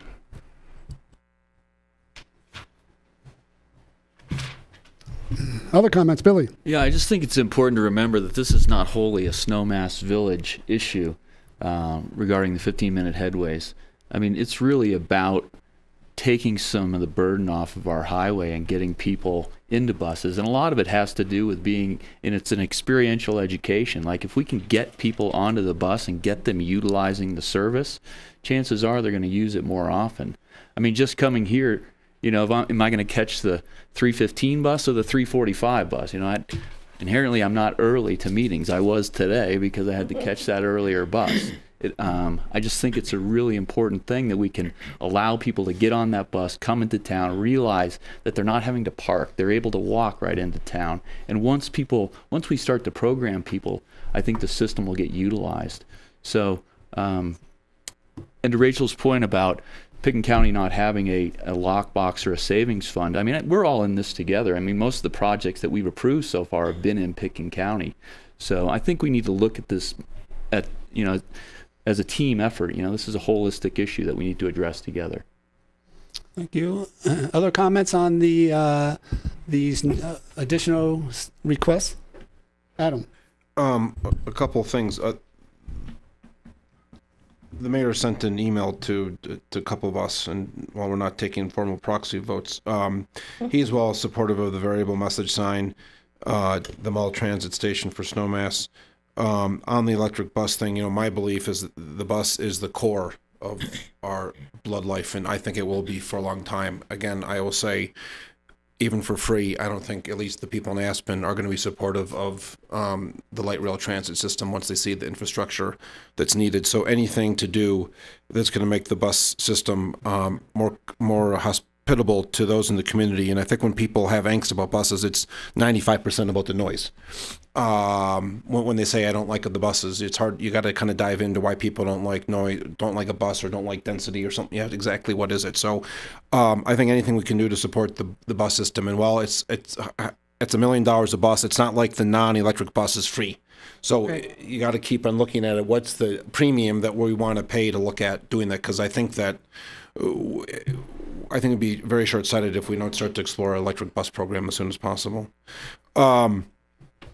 The WeCycle thing, staff, just 2 days ago, the staff was zeroing out basically WeCycle support as a recommendation. And outside of some cost allocations to manage it, but not really manage it. And so I am a huge fan of WeCycle, bike sharing, the people running it. I'm just thinking that they're actually, when I say fluid, it's very fluid.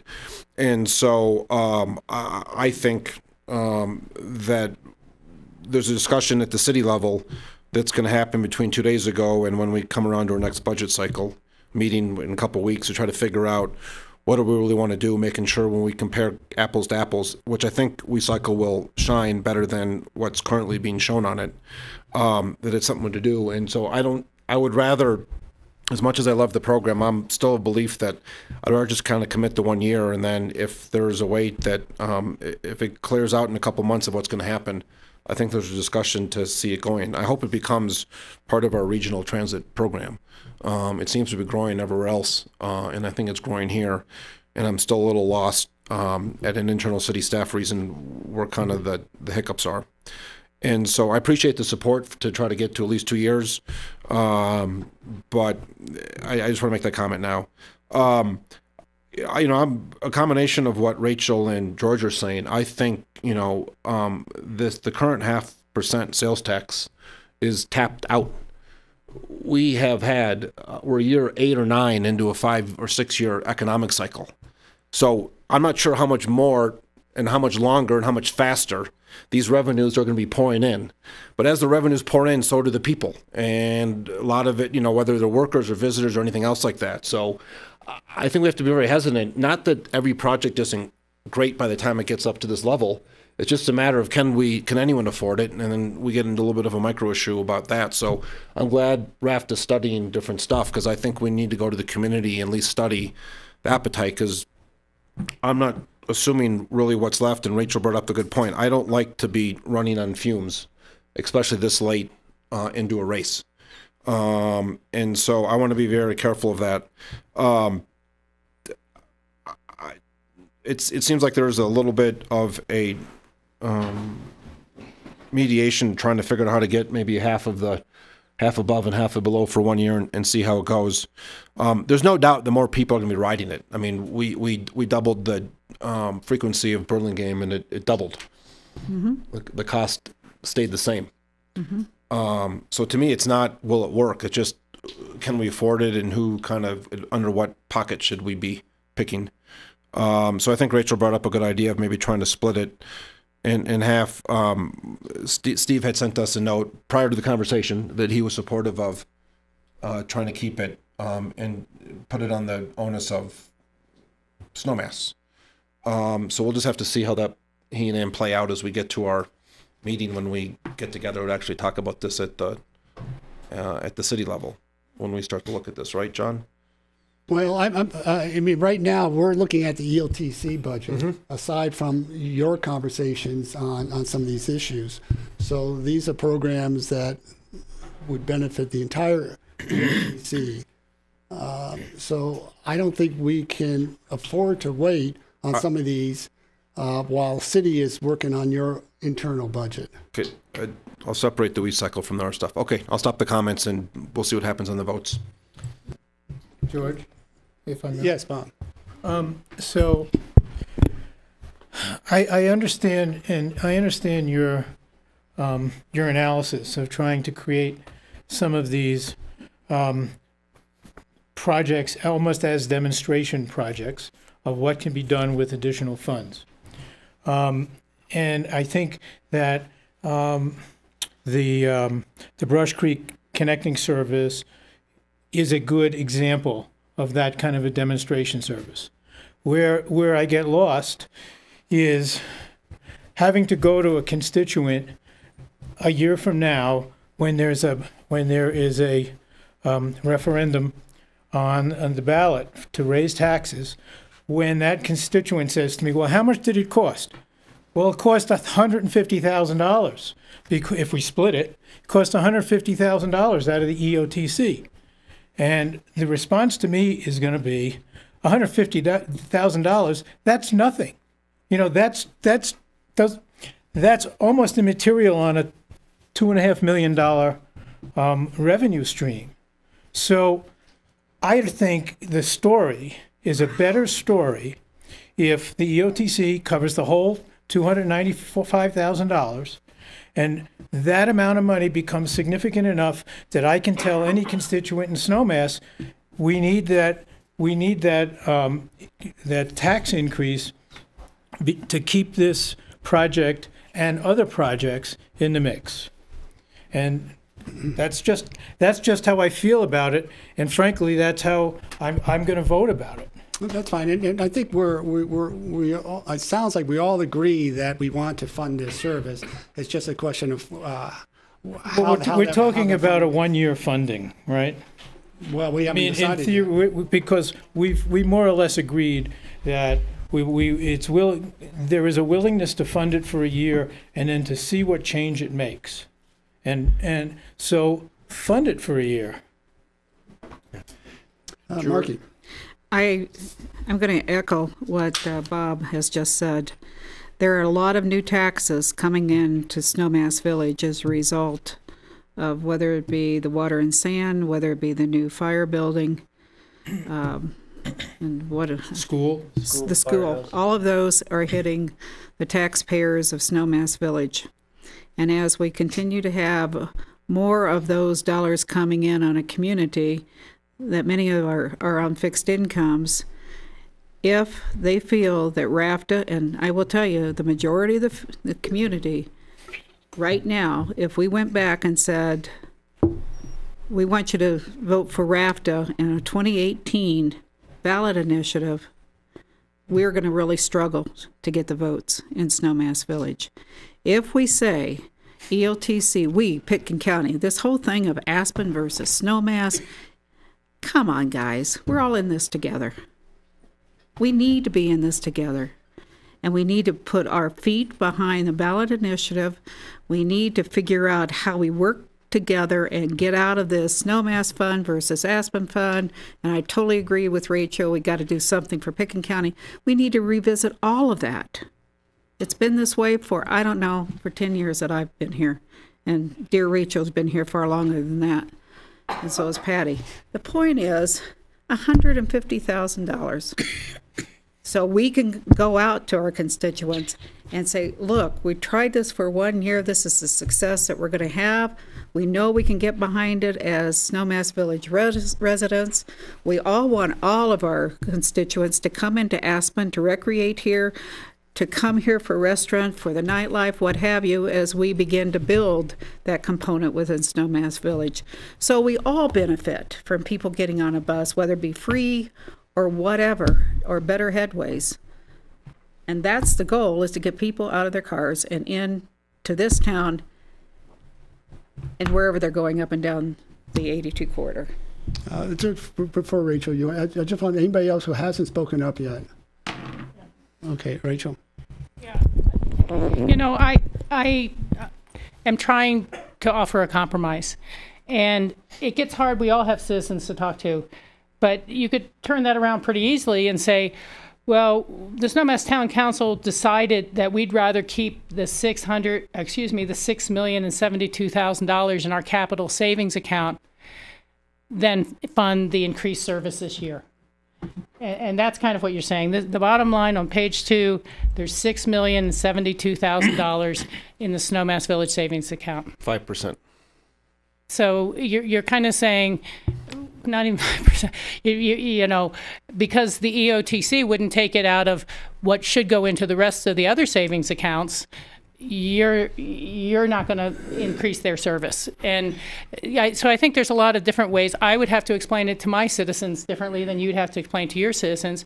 And Adam and the city council would have to come back and say, we've stopped saving any capital for long-term improvements for the entrance to Aspen because we're funding all operations now. And I don't think that either of those are just wise courses going forward. That's the bottom line at some level for me. Well, we still have a $400,000 surplus. But it won't be going into anybody's savings accounts. Yes, that goes directly. That's what goes into the savings account, isn't it? To see only $400,000 a year going in the future to this fund means it's only going to grow by $4 million over the next 10 years. That's not enough to bond off of. That's not enough to do anything. You know, we're down to peanuts, and only if the sales tax stays the same. I'd like to say also that use tax goes up and down. We've never allocated as to where it's raised because it changes so much year to year. And Snowmass does have a lot of construction now, but certainly Aspen and Pitkin County have had a lot of construction in bigger years in the past. Well, Rachel, I'll point out that in 2016 and 2017, the surplus was actually less than $400,000. So 2000 and the proposed 2018 is actually better than what it's been. Because we were spending it on capital, not operating. And everyone seems to have forgotten we added the fare free service between Aspen and Snowmass at a large operating expense of almost $600,000 a year just a few years ago. Okay, so we have some controversy on that. Let's see what we can agree on, and then we can come back to some of these other sticky points. Regional Transportation Planner. You want to vote on them separately? I think we need to. I think we're going to have to. We've seen a big picture. We have some questions, some issues, some concerns. Let's see which ones that we know we can support. Regional planning. Do you need motions then? I just need from each entity. Snowmass Village. This on the staff Regional person? planner? That's the regional planner you're voting on. Regional Transportation Planner. Snowmass Village? Yes. Yes. Yes. Yes, yes, Yes. Okay, yes. City of Aspen? Yes. 3 yeses. BOCC? Yes. Yes. Okay, thank you. Let's move down to the capital needs. Buttermilk study. Buttermilk pedestrian crossing needs analysis. Snowmass Village? No, No. for me. No. Okay. Yes. City of Aspen? Yes. Yes. With the caveat, if I'm happy to keep the money at 80 and study what needs to get studied versus only focus on this. It seems like there's a whole little area there, and versus somebody wanted to study one specific crossing, and there was a discussion by someone about We're going to look at the Lower Valley Trail, the Upper Valley, It's Lower all Valley part of it. Underpass, Upper Okay. Valley Underpass. So it's just all a part of it, point Tom. for I think Snowmass just voted no. Yeah, so it's out. What just happened there? Because I'm a little. Snowmass I understand, Village. one to kill it, but I also just want to say that last year, there may have been some different players at this table, but last year we approved $800,000 for design and plan for an underpass. That seems to be on a back burner because we said, well, maybe we don't need this. We've also identified this project with the CDOT's Intermountain Transportation Planning Committee, and it's on that list. And if you have any idea how hard it is to get any project on that list when we're competing against everybody else on the western slope, it's difficult. So just so Snowmass understands that. Okay, team, what do you want to do? I understand. I don't think, I mean, we probably as much as anybody on this committee spend more time at the corner of Brush Creek and Highway 82. That's very, very true. I do it All on right, foot. and so do I, because I use it to cross my bike. I think that from my observation, I think there's better ways to spend the money. I agree. I think we've outspended ourselves on studies, and I think there comes a point when we have one tunnel and another tunnel already there. There has to be a cheaper way to figure out the analysis of which one are we going to use. All right, well, it sounds like that may be a chore for the regional transportation planner. Yeah, maybe. Yeah, we got a list for that person. Okay. So, Yeah, right. That's right. Oh, we don't have one. Yeah. so, Mr. Chair, that's a no on that budget. That's a no at this point, yes. The battery electric bus program, to continue that commitment for the $500,000 that we had already supported. Town of Snowmass? Yes. Yes. Yes. City of Aspen? Yes. Yes. BOCC? Yes. Okay. Snowmass Mall Transit Stations funded from the Snowmass Village Savings Fund. Snowmass Village? Yes. Yes. Yes. City of Aspen? Yes. BOCC? Real. Yes. Yes, and the last one on the Capitol is a variable message sign at somewhere near 34.5 miles on Highway 82. Plus or minus 5. Town of Snowmass Village, Yes. Yes. City of Aspen, Yes. Yes. BOCC. Yes. Okay, let's get to the last two. The last two, the WeCycle operational support. Here playing. I've got to wrap up. Again, I'll just reiterate, RAPTA has committed for 3-year cycle, understanding the needs for some long-range planning and sustainability financial modeling. I think we should look at least 2 years.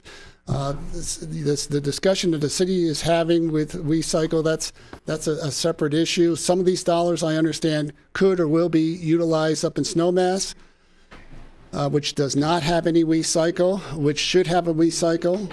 And as we committed dollars from EOTC for funding for the Aspen stations, and as Pickens County and City of Aspen has also contributed, it makes sense to give MIRTA a little breathing room and at least go for 2 years.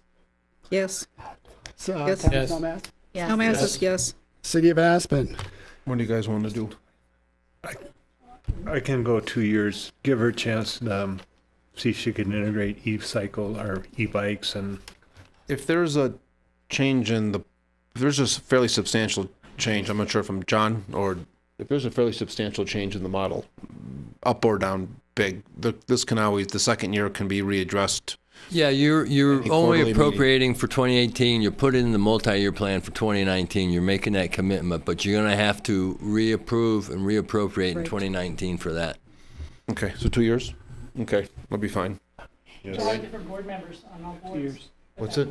What's it? 2 years? Okay. So is that a yes from the Yeah, city? we're 3-0 supportive, 2 years. Okay, BLCC? Yes. Yes. Yeah, okay, great. The last issue is where the funding will come out of for the BRT connecting services. We've had several different ideas. One is from Snowmass.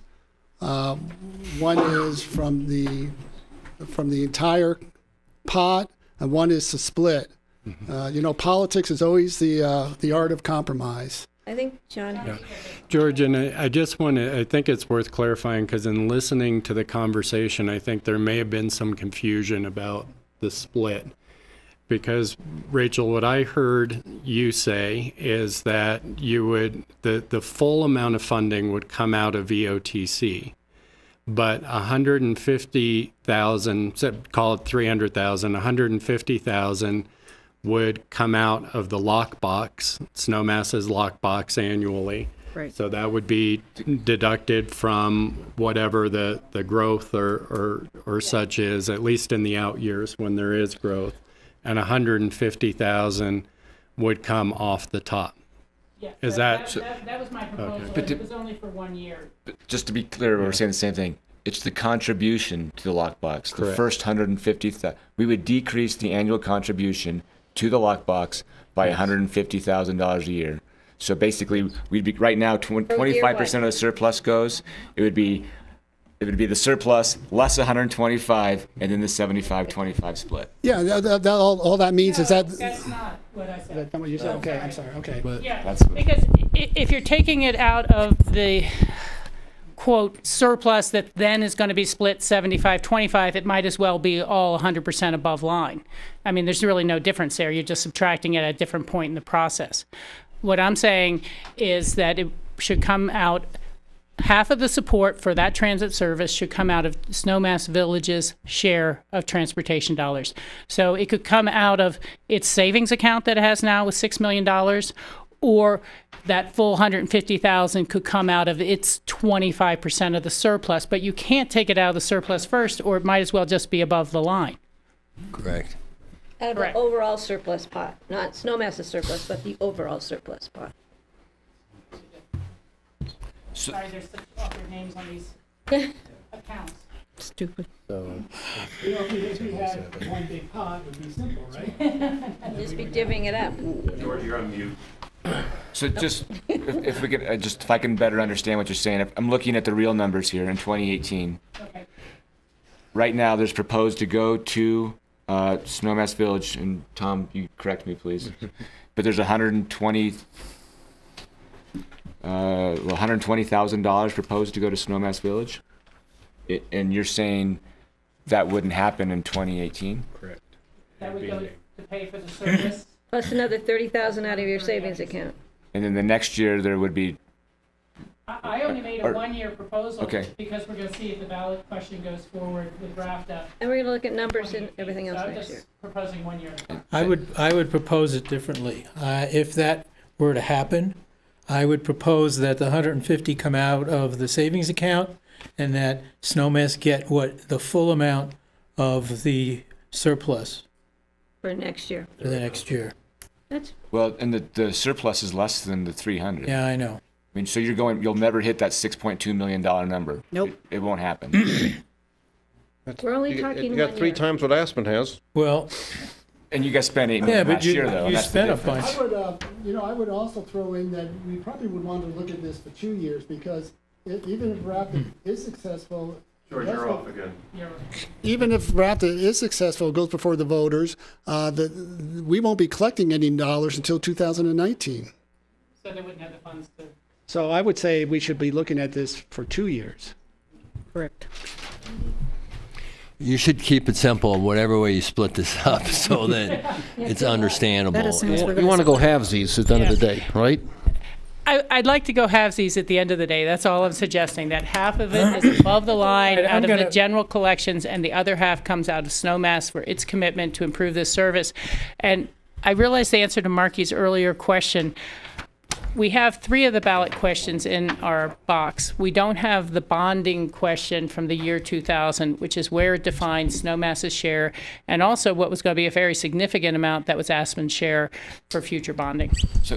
And we can argue this, but again, as we just learned, it just takes one entity to kill an initiative. And I'm wondering if the halvesies idea, right now, of the surplus, 25% goes to Snowmass Village, 75% goes to the entrance to Aspen. If that number was reduced via and I'm reading the policy on page 8, if you want to know where I'm reading from. If you reduce that to 12%, then I think that's hitting your goal. It's reducing the contribution into the Snowmass shoebox by half, and we don't have to do a lot of fancy math from there. I would turn this over to Tom and to John to make sure the math is right. The main thing is it should not come out of the full amount should not come out above the line as a regular expense. And that means it can't just come out of the quote surplus before it's divided to the 2 pots. If it comes out of Snowmass's surplus after that is divided, then that would be fine. So it's either out of your existing savings account or what you would be putting into the savings account. But it's not enough. But it's just 150,000, so 30 would have to come out of savings. So why isn't it easier just to say that one half of the amount of the cost for 1 year and 2 years will come out of Snowmass's savings account? And you'll get your full allotment of whatever. That's what Rachel's trying to say. And actually, there's a quirk in the math here that if you take $150,000 out of the Snowmass savings, we add that amount onto the surplus next year. So it's $150,000 more, and Snowmass gets 25% of that, which is $37,500 added to their 120. You net all of 7,000, but it's basically a break even. Right. Because this budget totally confused. This budget is including the full 300,000 as if it's paid for above the line. Right. And so what Tom is saying is that some of it was paid for out of the savings account. There would essentially be more money, a little more money in the surplus, and so some of that money would be split back to you guys as well. So it wouldn't be a full 150 because there'd be a little more surplus you get. City of Aspen, what are your thoughts? You're on mute. How does he keep turning it off? Well, Rachel turns it off. Rachel turns me off. He turns it off and George gets in trouble. City of Aspen, what are your thoughts on this conversation? I'd like to see us go to 2 years on it and figure out a way to do halvesies. You figure it out. It's too complicated for me.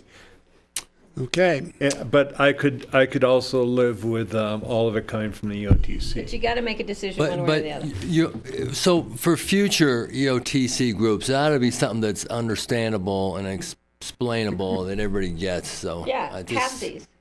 Keep it simple is my message already. Everybody Half, but understands All right, well, we're going to throw a proposal for halfsies, and we'll see how the vote goes. Bert, do you want to comment? It's halves, and then for how long? The duration is 2 years? 2 years. And the rationale, again, is because if... That's okay, someone will figure out the math afterwards. Okay. That's why we have Oaken. Okay, let's go backwards here. City of Aspen. Yes. Yes. BLCC. I didn't hear anything about him. Yeah. Yes. BLCC. Yes. Yes. Town of Snowmass Village. Yes. Yes. Yes. We'll take whatever we can get. Great. Thank you Can all. I just clarify one thing real Mr. Chair. quickly, John? I'm sorry, just 30 seconds. Rachel, you did say when you have to explain to your constituents or your constituents are also in Snowmass Village. Just clarify that. Yeah. Okay. My favorite constituents. Okay, we're just quick wrap up and then we're out of here. We had a meeting for next year. yeah, I want to at least run these 2018 meeting dates by everybody and get some initial feedback if it's So for 2018, February 15th, June 14th, October 18th. Or is there any immediate problems I'm with okay it? with them all as of right now. Say it again, John. February 15, February 15th, June 14th, and October 18th. June 14, and October 18. Yeah, just a quick. I know that the 15th of February does not work for me. Me neither. And Steve Child Me neither. will be at CCI. I am on a Okay. business What, June? venture. June 14th. That's by They're all Fred Thursdays. Ellis's birthday. So we could look maybe June 21st. That's a possibility. October 18th. I thought he was changing it to the 14th. Oh. Wait, McPherson. All right, we'll send them out as tentative dates. We're not going to try to figure this out right now. All right. Thank you all so much. I think we got a lot accomplished. Yeah. Good job. Grassroots, thank you. More food on your way out, please. Thank you, everybody. Good night. Thank you. Thank you. Thank you. Sometime in February is our next.